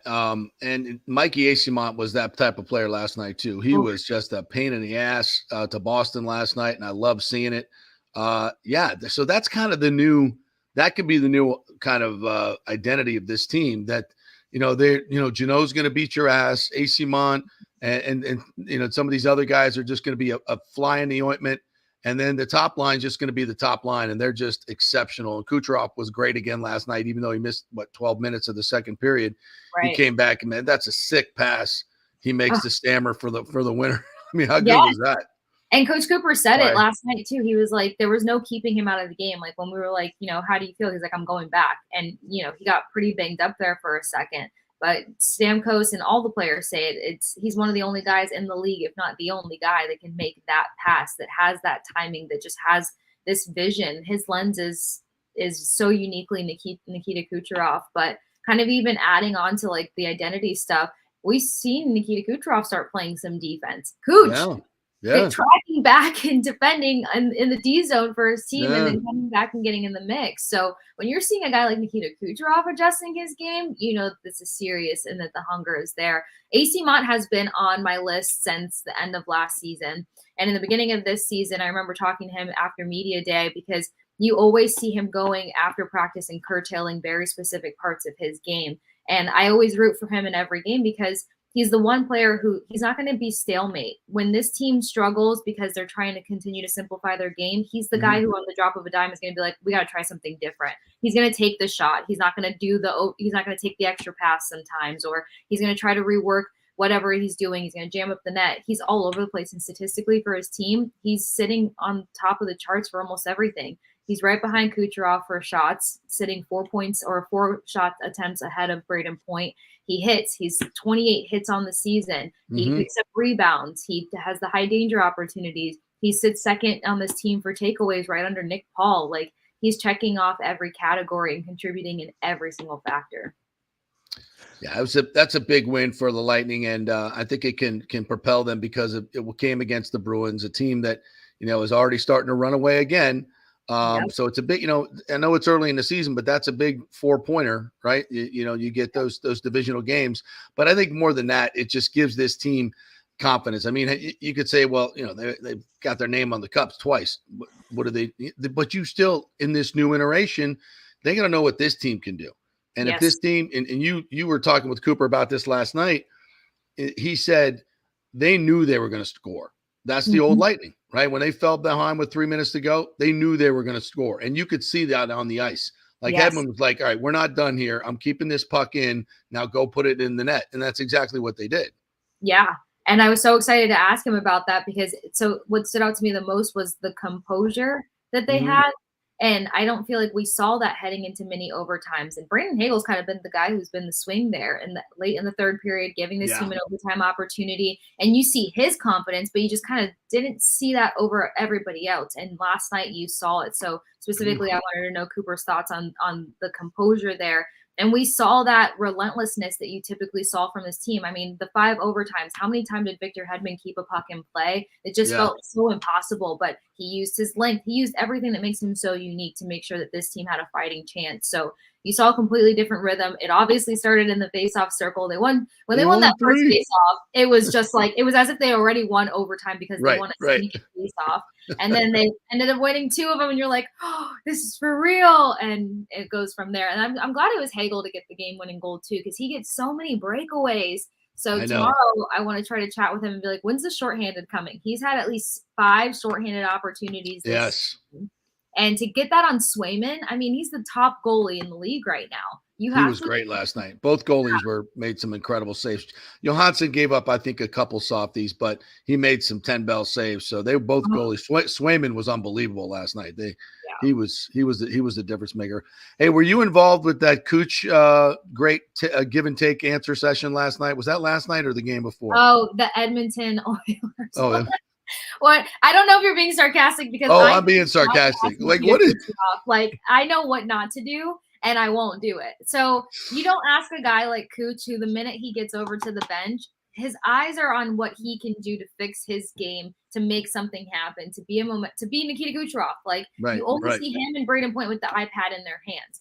Braden Point, he's very kind, very gentle, so he'll give you some sort of answer, but Lord knows he wasn't watching. And Kucherov's just direct. So he's like, I didn't see the play. But no, I was not in the mix of that. I watched it happen, and I just sat there like, I felt so sorry for those people. I'm like, why are you even asking him questions? He's just going to be mean to you. Like, number one bullshit. The 3 people, number one bullshit. And the 3 people that asked are fully aware because it wasn't their first rodeo. That's what I was saying. Like, what are you even talking to him for? Like, maybe we might get an answer. No, you're not. Yeah. You're not getting anything out of him. The consistency question threw me for a loop because I was like, oh, no, don't ask him that. Don't go there. Yeah. He just simply was like, no, we're still not good. And I was like, okay, now you just made Nikita throw his team under the bus. No, I'm kidding. But no, I was not a part of that. Always fun. All right. So Thanksgiving, what are your favorite side dishes for Thanksgiving or foods, or what are your traditions? So we do a little bit of American food. We do something we call it macaroni pie. So it's the closest thing to like American macaroni and cheese. But just almost think of like a baked ziti on crack. That's kind of like our thing. So well, yeah, you're talking my language. Yes. Like we do Italian, obviously. Yes, we do. Yeah. So we have a lot, like a heavy Spanish influence to our food and stuff. So the macaroni pie is my favorite. I'll probably eat more of that than anything else. And then I typically end up at the dessert table before we're allowed to, which it only pisses off one person in my family, and it's my middle sister. So it's okay. I'm the youngest. I'm allowed to ruffle her feathers. That's right. You can do whatever you want. So no turkey. We have turkey and ham. I don't eat much of it though. Yeah. I'm just all into the mac and cheese. And then everything else is like kind of like beans and rice and different kinds of meats. Like we'll eat goat, we eat oxtails. So we have like a whole what? Meat. Goat and oxtail? Yeah. Okay. Oxtails are great, man. What the hell is an oxtail? They're probably like, think of the most tender steak you can eat. Oxtail is that like times 10. Like it falls. You have to like the way that they prep it. Like it falls off the bone by the time that it's done. That's how you know it's done. And then it just maybe because of the cut of meat that it is, it retains so much flavor, so you don't over season it either. So yeah, we'll have like chunks of oxtails. Is it the actual tail of the ox? Yeah. Yeah. Wow, it's great, man. It is so tender. It is so great. It's so good. Yeah. Like and it's not. Maybe if it had a different name, I would eat it. You know? If I gave it to you and I didn't tell you what it was, hands down, you would love it. But all yes. Right. Okay. Well, I'm adventurous when it comes to that. I'll do that. Absolutely. Yeah. So it's funny because my ex-boyfriend is from Minnesota. So just think about like how American, like, things. So we had him because his football schedule finally allowed him to join us for Thanksgiving. So he comes and sees the spread and was immediately overwhelmed. So I was like, let me just put some things on your plate. And like, you tell me what you like and don't like. And when he found out he ate oxtail, he was like, I have mixed emotions about this, but it was his favorite. So that, then the goat, he was like, I can't believe you guys eat goat. Like he thought that was the weirdest thing. I like goat cheese. I don't know if I've ever had actual goat meat. Goat meat's delicious. If it's prepared right, dude, it's the best. Yeah. You Look at can. you, Timmy. Timmy, I can see. Yeah, you're eating oxtail and goat. Oh, yeah, hell yeah. You guys are. Yeah, Are you? I love I've it. never had goat meat, and I've had. I love goat cheese, but I never had goat meat. And I've never done goat yoga, but that's goat yoga. Yeah. I'll bring some extra to the arena for you. Oh, okay. All right. You can try it. I'm debating. Normally when my kids come home, they help me make the meatballs and the sauce and the lasagna and everything. But my daughter's home, but she's not going to be able to work so I'd have to do it alone. So I'm not sure if I want to do that because it's a communal thing, It So, is but together. but if you guys really want me, Tim, I don't know if I can ship it to you, but we can get all this food to Dallas. That's what I want to know. I'll do that. I can do that. I can bring some to the arena tomorrow night. That might. Yes. So you can get a taste. I'm not going to tell you what's what. I'm just going to let you try a bite of it. But okay, fair enough. Macaroni pie and then all the meat. Macaroni pie, like that sounds good, especially if it's like baked ziti, because I love a good baked ziti. I'm down with that. Yeah, there's like 5 pieces in there, and it's all It's. I'm trying to get a good story out of somebody about a bad relative. Oh my gosh! You have any bad relative stories? Like we used to have when I was young. One of my Italian uncles was just obnoxious, and he was a heavy drinker, and we always just would hope that he would start early enough that he'd be out by like noon. So because everything was so much better with Uncle Vito yelling and screaming at everybody and asleep. Oh yeah. My God. So my mom, she used to have those tranquilizer tablets, whatever, Xanax, whatever the hell they were. She had quite a few of those running around to knock him out. And she was like, I'm like, if he's being an asshole, so she took 2 and threw him in Uncle Vito's bourbon or something. And like by 11 o'clock, he was like out on the recliner. He was like done. 11 o'clock in the morning, he was done. And everybody was like, this is awesome. So like for the next next 4 Thanksgivings, they tranquilized his ass. And my God! He would wake up at like 7 o'clock and be like, "What the hell happened? What did I miss? What did I miss?" Everybody's like, "Nothing. Wow. Shut up and go back to sleep." So that's I'm like, I think that's a felony, but mom's not if it's family. It's fine if it's family. I agree.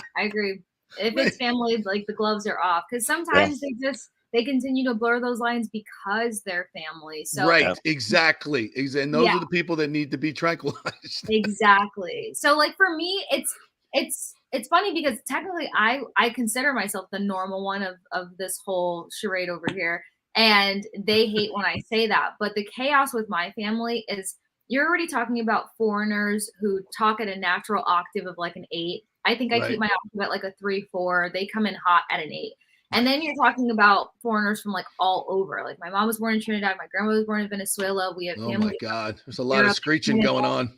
Yeah. So you're having like all different kinds of dialects and accents at a high volume.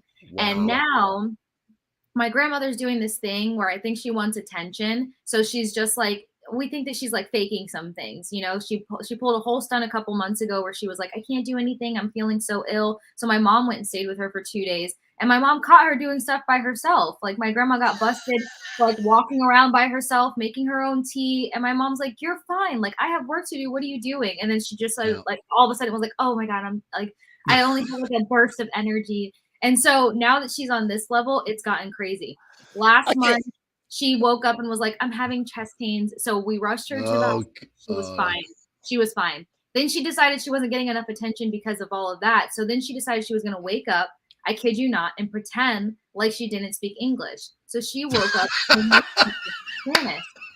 And we were like, Grandma, what are you doing? And she'd be like, yo no entiendo que se habla español. And we're like, no, you've spoke English for years now. Oh my God. This she is wouldn't so good. stop. So we're all trying to figure out what is going to happen on Thanksgiving because this is the first Thanksgiving in years where the entire chaos is going to be together, all of us. We're talking 40 something of us. Tranquilizers. I might have to borrow your method. I'm not encouraging anything, but look, if we could just get a little something in her wine for the toast, then let her go to sleep. But Lights Grandma out. has been on a mission lately to make Lights sure that out. she gets attention. Yeah. And like I got yelled at the other day. I was on grandma duty to have to pick her up and take her somewhere. And somebody came up to me and asked if I was Brazilian. And I was like, I'm not, but we have Portuguese in our family. And so they start speaking to me in Portuguese. And I was like, no, I don't have the brain capacity to do the translating right now. Not So sorry. today. And my grandmother looked at me and she goes, you embarrass me, and walked away. Oh, God. There Yeah. we go. Bring the Xanax. Yeah. All right.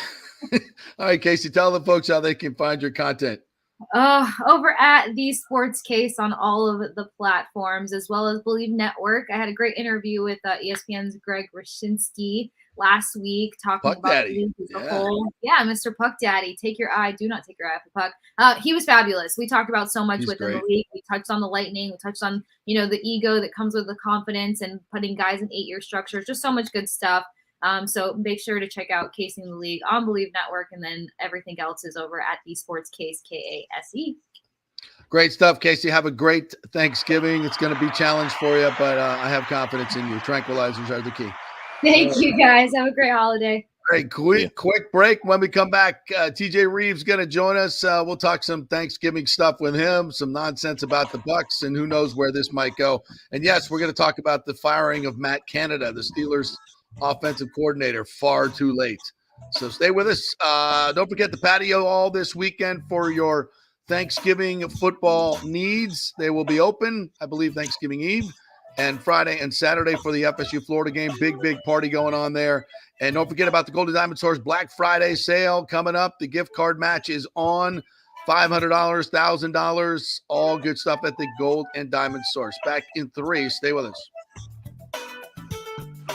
All right, this is for all you guys who don't want to go to the gym and do 5,000 crunches. At Bay Area Modern Medical Center, you can get on the new True Body machine where you can reduce fat and tone up your muscle. It's like doing 54,000 crunches in just 15 minutes. Define your body as you see fit. True Body offers personalized muscle stimulation that delivers the equivalent of those 54,000 crunches in just 15 minutes. Just get in touch with them at Bay Area Modern Medical Center, BAMMC.com. Chris Lugo and the team over there will set you up on True Body and get amazing results. Non-invasive with comfortable and little to no pain and zero downtime. You can isolate and target those areas that you want to improve and treat multiple areas simultaneously. It's an amazing machine, so check it out at Bay Area Modern Medical Center, BAMMC.com. Hey, the holidays are almost here, so take advantage of our layaway offer at the Gold and Diamond Source. Reserve your favorite piece now and pay in easy installments, making your holiday shopping stress-free. And engagement season is here as well, and we've got the largest selection of engagement rings, so visit us to find that perfect ring for that special moment. Looking for financing options? How big a ring can you get when we give you 3 to 5 years interest-free financing to make your dream jewelry more affordable? So this November, make sure you choose the Gold and Diamond Source for jewelry that's always stylish and unique, because your special someone deserves something to be thankful for, right? Find the perfect gift at the Gold and Diamond Source. Don't settle for factory-made imitations, folks. Make sure it's a Gold and Diamond Source diamond for a truly special piece of jewelry. It's the best folks in the world, Julie and Steve Weintraub at the Gold and Diamond Source, 4800 Ulmerton Road, always online at thegoldendiamondsource.com. JP here for my good friends at Italiano Insurance, and they did it again. Once again, Italiano Insurance stepping up with the best customer service. I was in a bind. My old insurance company, my auto insurance, jacked up my rates, so I called Charity at Italiano Insurance, and she stayed till 9:30 at night until she got my insurance done. And guess what? She searched all these companies for me. I didn't do the work. She did. Saved me $1,000 on my annual premium. $1,000, folks. That's real money. And that's what you get at Italiano Insurance. Great customer service. And here's another note for you, by the way, with hurricane season up. 40% of people in Florida are underinsured. That means if you have something happen during a hurricane and you need replacement costs, you're going to get 40% less than you deserve. Can't let that happen. Call the folks at Italiano Insurance and get them to help you out in both those regards. They will save you money and keep you insured properly. That's 813-877-7799. Great folks in the community, been doing it for over 60 years. Italiano Insurance, 813-877-7799. Coming back at you. Now, more with JP on FanStream Sports. It's only just begun.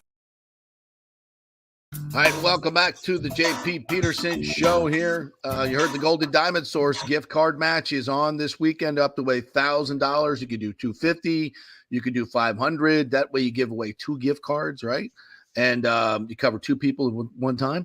Great way to extend those dollars, folks. So get the gift card match and let them go shopping for what they want. Or you can do the gift card match yourself and turn $500 into $1,000 right away there at the store and get her going and buy whatever you want. So lots of different things you can do with the Golden Diamond Source. It starts on Friday at the Golden Diamond Source. Saturday and Sunday as well, you can get those gift cards. So get in there this weekend and double your money. And don't forget, folks, only natural diamonds sparkle like natural diamonds. It takes billions of years to form those natural diamonds. You don't want something that was made in a factory 2 weeks ago. You can't give that to your bride. Don't do that. Don't do that. Get them a natural diamond that sparkles, and no place better to do that than the Gold and Diamond Source, 3800 Olmerton Road, always online at the Golden Diamond Source. You don't want a fake. You do not want a fake. You want the original, like Buck's sideline guy, TJ Rives. He's one of a kind, one of one. He is the original. Thank God. He's in the building! What a segue.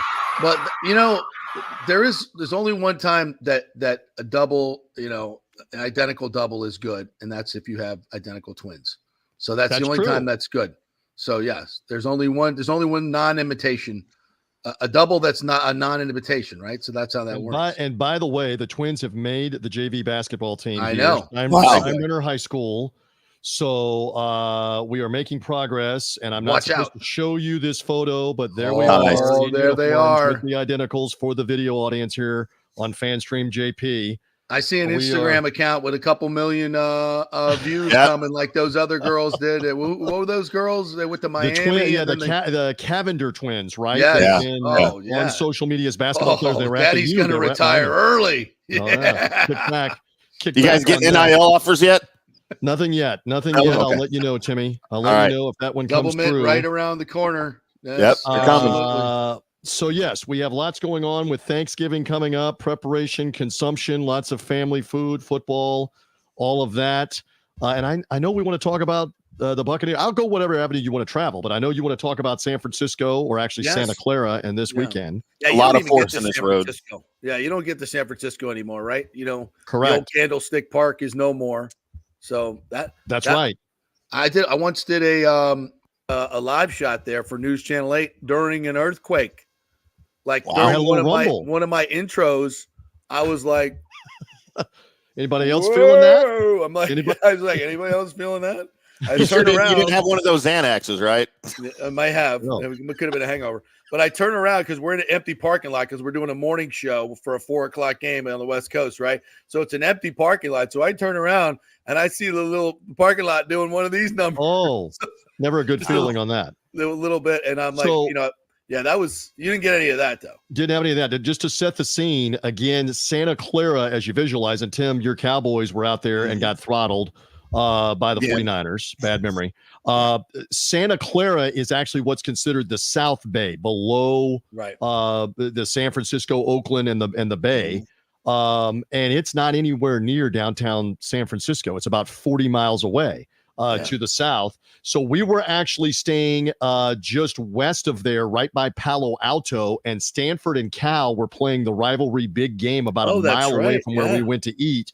And it was just kind of interesting because we were wrapping up as Cal was wrapping up beating Stanford, and the Stanford hangover in Palo Alto was about to be in full effect. And I didn't know how angry, drunk a lot of them were going to be showing up in the places where we were. So we got kind of back out of there on Saturday. And then to the game on Sunday, which was kind of a weird as a way that I would describe it. Before you go, I hate to interrupt, but it just kind of dawned on me that next year that's going to be a key ACC matchup. Exactly. That is going to be a vital matchup. And the couple of people that I was with and I was around, I said, do these people contemplate that most of their fall next year is going to be, how do you think we're going to do against Wake Forest? How do you think you coming here this year? Yeah. Do we get a crowd for NC State to be here this week? I mean, God, they don't care out there about the Pac-12 They don't give a rat's ass. And now we're going to care about whether or not Boston College might draw. BC might draw a little bit, but No, please. No. Well, I'm kind of laughing at the fact that you thought there was going to be a bunch of drunk Stanford people running around. They may be high as a kite and doing things, but they ain't going to be drunk. Future Fortune 500 CEOs running around. Yeah. After that game the other night. But anyway, kind of a weird Buccaneer game where they hung in the first half and had, it's a one-score game as the second half starts, had the ball first. And then suddenly you're down by 20 and you're wondering, okay, can we – and then suddenly, wait a minute, you're back in the game again. Yeah. Opportunity after opportunity to be right there within one score. So, and then you've got injuries, which I know we're going to get to too. That's the worst part of coming out of that. You almost lost twice because you lost the game, and then you've lost Levonte David, and you've lost both cover corners. It looks like. I don't know how long term, but it's not good on the injury front as well. So it was a weird game. That's how I would describe it. The cover corners don't concern me because they haven't done anything all year, so there's not a huge loss there. But Levonte David does. Without him, this defense is completely rudderless. He makes all the plays, and it's going to look. You think Devin White looks bad now? Oh, wait till you get a load of him and Servassier Dennis. Yeah, that is not going to be good. What is your sense on how serious that injury is? So I know two things. One, I saw his immediate reaction. I was looking right at him, and I don't know how much TV showed of this, and he took both hands on the chin straps and snapped them down, and then he pounded both fists on the ground. And the first thing in my astute, long experienced career that I thought was, that's bad. If he's got that kind of reaction, that's not, hey, I just need you to come look at me. That's bad. Again, I don't have it on any authority. The other thing is he went ahead into the locker room and he disappeared, including after the game, trying to get treatment. Typically, no one has told me this. We'll find out. Typically, that's usually at least a week, if not a couple of games on a groin injury, because the concern also is even if you only slightly tweaked it, you can damage it worse if you're trying to play on it. You want that thing to be mostly healed or fully healed. So I don't know, but just from the reaction and the immediate mode of get him treatment immediately on scene in Levi Stadium is not good for this Sunday. They'll update the injury report as the week goes on, but I would not suspect that we're going to see number 54 this week. It would be a shock if we see him this week. Yeah, that's not good news. That's not good news. And what would your instant analysis be of this defense without Levonte David? Similar to mine? I mean, obviously, you're going to count heavily now on Dennis, KJ Britt, who's been active. Do they activate JJ Russell, my Memphis Tiger, who has played a bunch in the preseason? It's for what it's worth. The last 2 years, he's on the practice squad. He plays middle linebacker. Is he going to be in there some? I don't know what they will ultimately do there. But between that, I mean, there was a point in time on one of those drives in the fourth quarter when you were trying to get back in the game where Yaya Diaby is on the field, rushing the quarterback. Servassier Dennis is in the middle, and your secondary has Christian Izien and Josh Hayes, and they are all four rookies. And really, when you looked at the secondary with Zion McCullum being the other corner, he's the elder statesman with 1 year in the league. So wow, building for the future. Yes, it is. And the Colts are probably licking their chops on this. For Sunday. The one thing I will say, and I'm not just here spinning because, again, I'm compromised. I'm biased. You know that. They signed my check. I want them to win every week. We acknowledge that. I understand that. Indianapolis is not San Francisco. No. Indianapolis is gettable. Now, you can say the Bucs are lesser without Levonte David. Maybe you got to win an all-out scoring war in this game. Maybe this has got to be 35-31 or something like that. Yeah, the offense showed some promise. They really did. And they should have scored 24 points at least. Yes, and you had the turnovers in the red zone that killed you. Mm-hmm. All I am saying with this game this week, and certainly with Carolina next week, you are capable of winning both of those games with your offense doing what it needs to do to outscore the opponent and win. You got to start with the first one. Again, I'm not making excuses, but did you see the Eagles last night in Kansas City? And Jalen Hurts is not even 100%, not even close. Did you watch Detroit come back and beat Chicago? This San Francisco team, what they did to Dallas, I know they had a 3-game losing streak. Those are three of the elite teams in the NFL that have beaten you. And we're not in that class. I agree. The Indianapolis Colts and the Carolina Panthers ain't them. I mean, Timmy, you watched Carolina for 3 hours on Sunday. Does Does that bode well for the Buccaneers back at home after the Indianapolis game? I believe it does. Yeah, no, they should have no issues at all with Carolina. Bryce Young is in way over his head there. Yeah. Thank God it ain't. And CJ nondescript on defense. Everybody's Frank moved the Reich ball may on be him in and over his scored. head there. Yeah, Yeah. I mean it's up and down the roster and the coach. It's going to be a disaster for quite some time, which is good for the Buccaneers. Yeah, All right. yeah, So it what is are the good. Thanksgiving plans? What do you got going? My understanding is one showing, one feature showing, and it's at my mother-in-law's. We used to do double header things, including having to have the twins at two different things. Then we consolidated it like long about a Smart. decade ago. Good play. So it is at my mother-in-law's, where they are, as you know, for many years of me doing sports radio in the Tampa Bay market, they are dyed-in-the-wool Miami Dolphin, aqua and orange. And so all I have heard is about Tua, and my mother-in-law has the shirt, and she greeted me one time coming in the door earlier this year with waddle, waddle, waddle, waddle, waddle. She's got the shirt. So I'm going to hear nonstop about Are they the playing Dolphins. Thursday? They play Friday, the Black Friday. Friday. That's game. right. They were on the Black So Friday. game. I'm going to hear all about the Dolphins, I'm sure, Yeah. on Thursday. But my mother-in-law makes mean desserts. I mean, serious desserts. The pecan Nice. pie, the pumpkin pie, Ooh. peanut butter pie. I might save you a slice, JP. We Please might do. import that for you or export that for you. Well, I'm not a big on pecan pie fan, and I'm not. But peanut How is butter. that possible? Peanut butter How is pie. I get that? sounds- No, I never been a pecan. Timmy, pie you're guy. not a pecan pie guy? and not a. I am. honestly I a am. pumpkin pie. No, I don't like the. I don't like Pumpkin, the not as texture of the much for pumpkin me. Pie. I I'm an agree. apple pie guy. I'm an And old. she makes school- a me. I do not Apple know if pie apple is- pie. oh, I don't so know if good. apple pie will be on the spread, but I may export you a Ooh. piece because she makes get an apple? homemade apple Yeah. pie. heavy That's on the the best. cinnamon. Yeah. Yeah. yeah. All right. So that's. I mean, we're going to gorge Thursday afternoon and see how that At goes. least the Bucks aren't playing, which is great. I do. That is correct. Yeah. I still remember quick TJ story. You always love these. Mhm.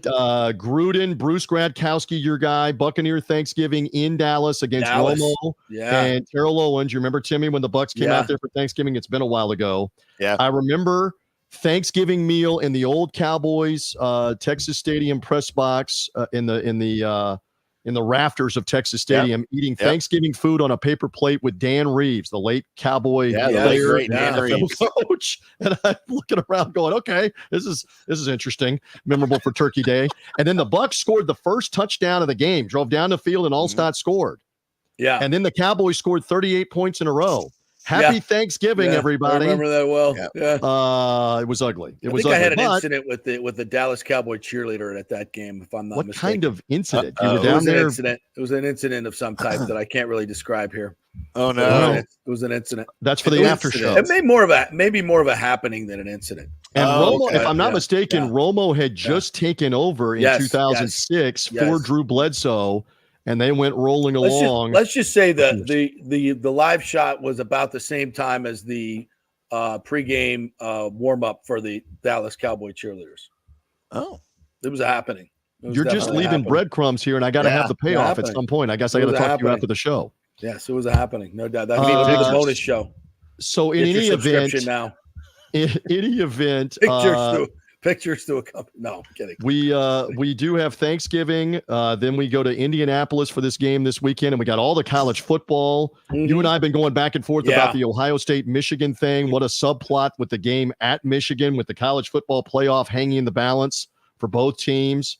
Crazy. Why is Crazy what we're gonna Michigan? have. Why is Michigan like considered? Shouldn't be. They're the ones that should be considered the odd team out if they go undefeated. They've beaten nobody. Even though Correct. nobody in the Big Ten's good. I know the Penn State's no good. They can't score. Iowa's no good. They can't score. You're beating up on a bunch of teams that were awful. You almost lost to Maryland, who's awful. I mean, I don't get this. In Ohio State, what have they done? I mean, I don't think they have a hard time they have scoring. the win at Notre Dame. They have Notre the win Dame over was- Penn State at Penn State. Clemson beat Notre Dame. I mean, FSU went to None of Clemson those and wins won. are impressive for Yeah, any I mean, of those teams. Yeah, I don't think there are any. I don't, And everybody's whoever kind of wins- middling. Whoever wins FSU the has to take care of game- their business. Let's just put it that way. Yeah, whoever exactly. wins the game, that's not going to be an impressive win. They're playing each I don't think other, so and neither one either. of them are good. I don't think so either. Well, if Ohio State wins it in Michigan, because they've already got the win at Penn State, or was that no? That game was in the Horseshoe. Michigan has the win at Penn State. Ohio State beat them at home. But if you're Ohio State and you've already beaten Notre Dame at Notre Dame, and now you beat Michigan, Ohio State's going to be in. I don't think your Knowles have anything to worry about. because the LSU win out of conference. Not if you ask some of these other jamokes. But they got to have something to talk about. They got to have something to go on and on about, the jamokes. I think Florida State's win against LSU neutral field and at Florida, in addition to having beaten Clemson, and if they beat Louisville in the ACC title game, that will be strong enough to get them in. I was just looking, did we come up with Washington's out of conference wins? I know Washington, that was getting a lot of attention when we were out there with the game with Oregon State in prime time, Pac-12, the whole thing. I'm looking here for the Apple Cup upcoming matchup with Washington, which is one of the final times they may play them. Does the Pac-12 have a great out of conference win? I mean, not per se. No, there haven't been a lot of interconference games this year, like FSU, LSU. So the teams that actually have the balls to schedule them should get a lot of credit. They should be rewarded, so, and especially for winning. But when you're playing, Michigan played nobody in their non-conference. Nobody. And I don't think that's correct. And I'm trying to think of the Big Ten. Does the Big Ten have a single big out of other conference than win? Ohio State beating Notre Dame at Notre Dame? Yeah, the Washington out of conference is Boise State, who's not good and fired their coach, Tulsa, who's awful, and Michigan State, who's awful. They beat Michigan State at Michigan State, but that's the out of conference for Washington, and that is not the same as your Noles beating LSU on a neutral field. And if they beat Florida and if they beat Louisville, who will be in the top 10 out of their conference on a neutral site situation for the ACC championship game. Yeah. I can't see Washington getting it and Florida State not getting it if it's between those two. And I don't care that Jordan Travis is hurt. Your resume is your resume. And if you keep winning, they're going to be in. Yeah. They're not going to deny them because Jordan Travis is hurt. And take that away. They shouldn't, but they might. And everybody wants to get two SEC teams in. ESPN owns the playoffs, so who knows? We'll see. And this is the last year we got to deal with this, right? Yes. Nobody's going to argue. Allegedly, the 13th, 14th, and 15th ranked team. I agree with you, but I don't think it's worked out because of the Pac-12. They may still have 4 teams next year because they have not worked it out. The greedy cartel can't figure out how to divvy it all up yet. Isn't so we may crazy? Be 4 again next year. Isn't it crazy? We'll see. All right, TJ. Thanks, buddy. Great stuff as always. Have a great Thanksgiving. You too as well. Twins. We'll hang in there with the Twins. We'll see how it goes in Indianapolis, and I'll be back with you next week. Hang in there, Buck fans. There's some winnable games coming up. You're still alive. Let's see what happens. Be well, boys. Keep hope alive, TJ. Thanks, buddy. All right. We did not talk about the Steelers situation. We need to hit that real quick. Matt Canada's fired. Yep. There seems to be things that are so obvious to most of us that sometimes are not obvious to the coaches that are in it and close to it.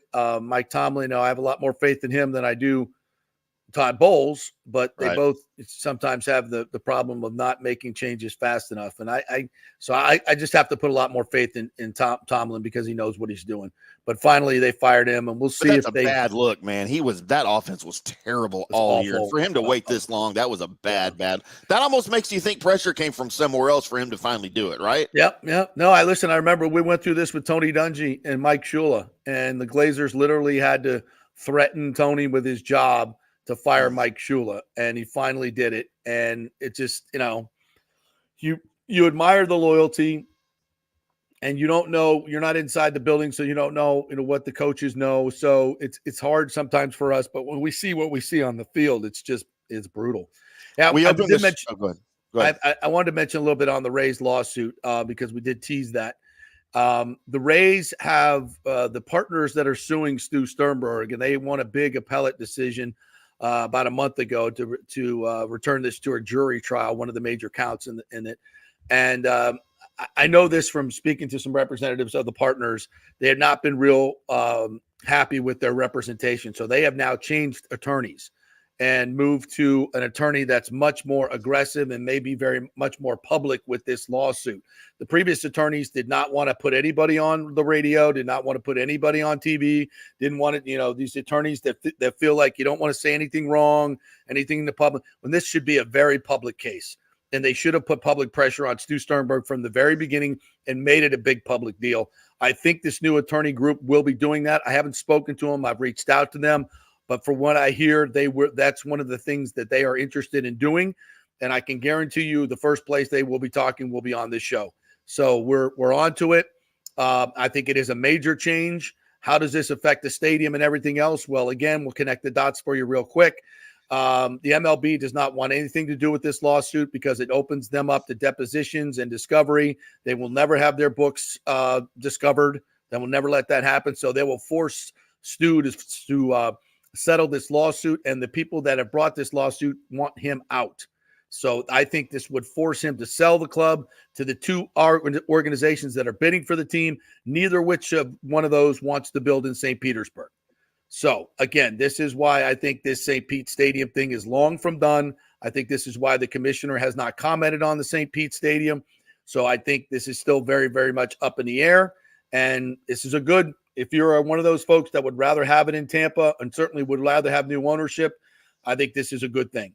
So we'll keep you posted on it. Again, nothing new in terms of the sale of the club, but we know there's two groups bidding. We know they don't want to build in St. Petersburg, but Stu is trying to ramrod this through to get all that public money and do what he does. So we'll see where it goes. That's the update. What else? Did we miss anything else? No, we opened the show talking about Chiefs Eagles and the touchdown drop by Valdez-Scantling and how it's probably in his head. Here's how you know it's in his head, JP. Earlier today, he tweeted, "I'm grateful. I'll be better, and I appreciate the criticism and the support. God put this on me because he knew I could handle it," end quote. That's how you know it's in his head when he addresses it on social media. Yeah, it's not a good thing. That's not a good thing. Good young man, former USF kid. Yeah. Tough moment for him. It looks like an easy catch. Those aren't the easiest catches in the world, the lights and and the pressure on it, but you paid a lot of money to do it. You got to do it. That's we talk so much. It's the same thing with the Buccaneers. They had 2 drop touchdown passes. You can't make those mistakes if you're going to win in this league. And even if you're the Kansas City Chiefs and even if you're Patrick Mahomes. So you got to make the plays when they're there to be made. All right. Great job, Timmy. Thanks to all our guests, our cavalcade of guests today.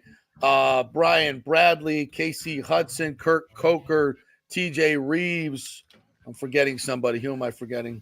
They were all fantastic. Brian Bradley, Scott Reynolds, Kasey Hudson, TJ Reeves.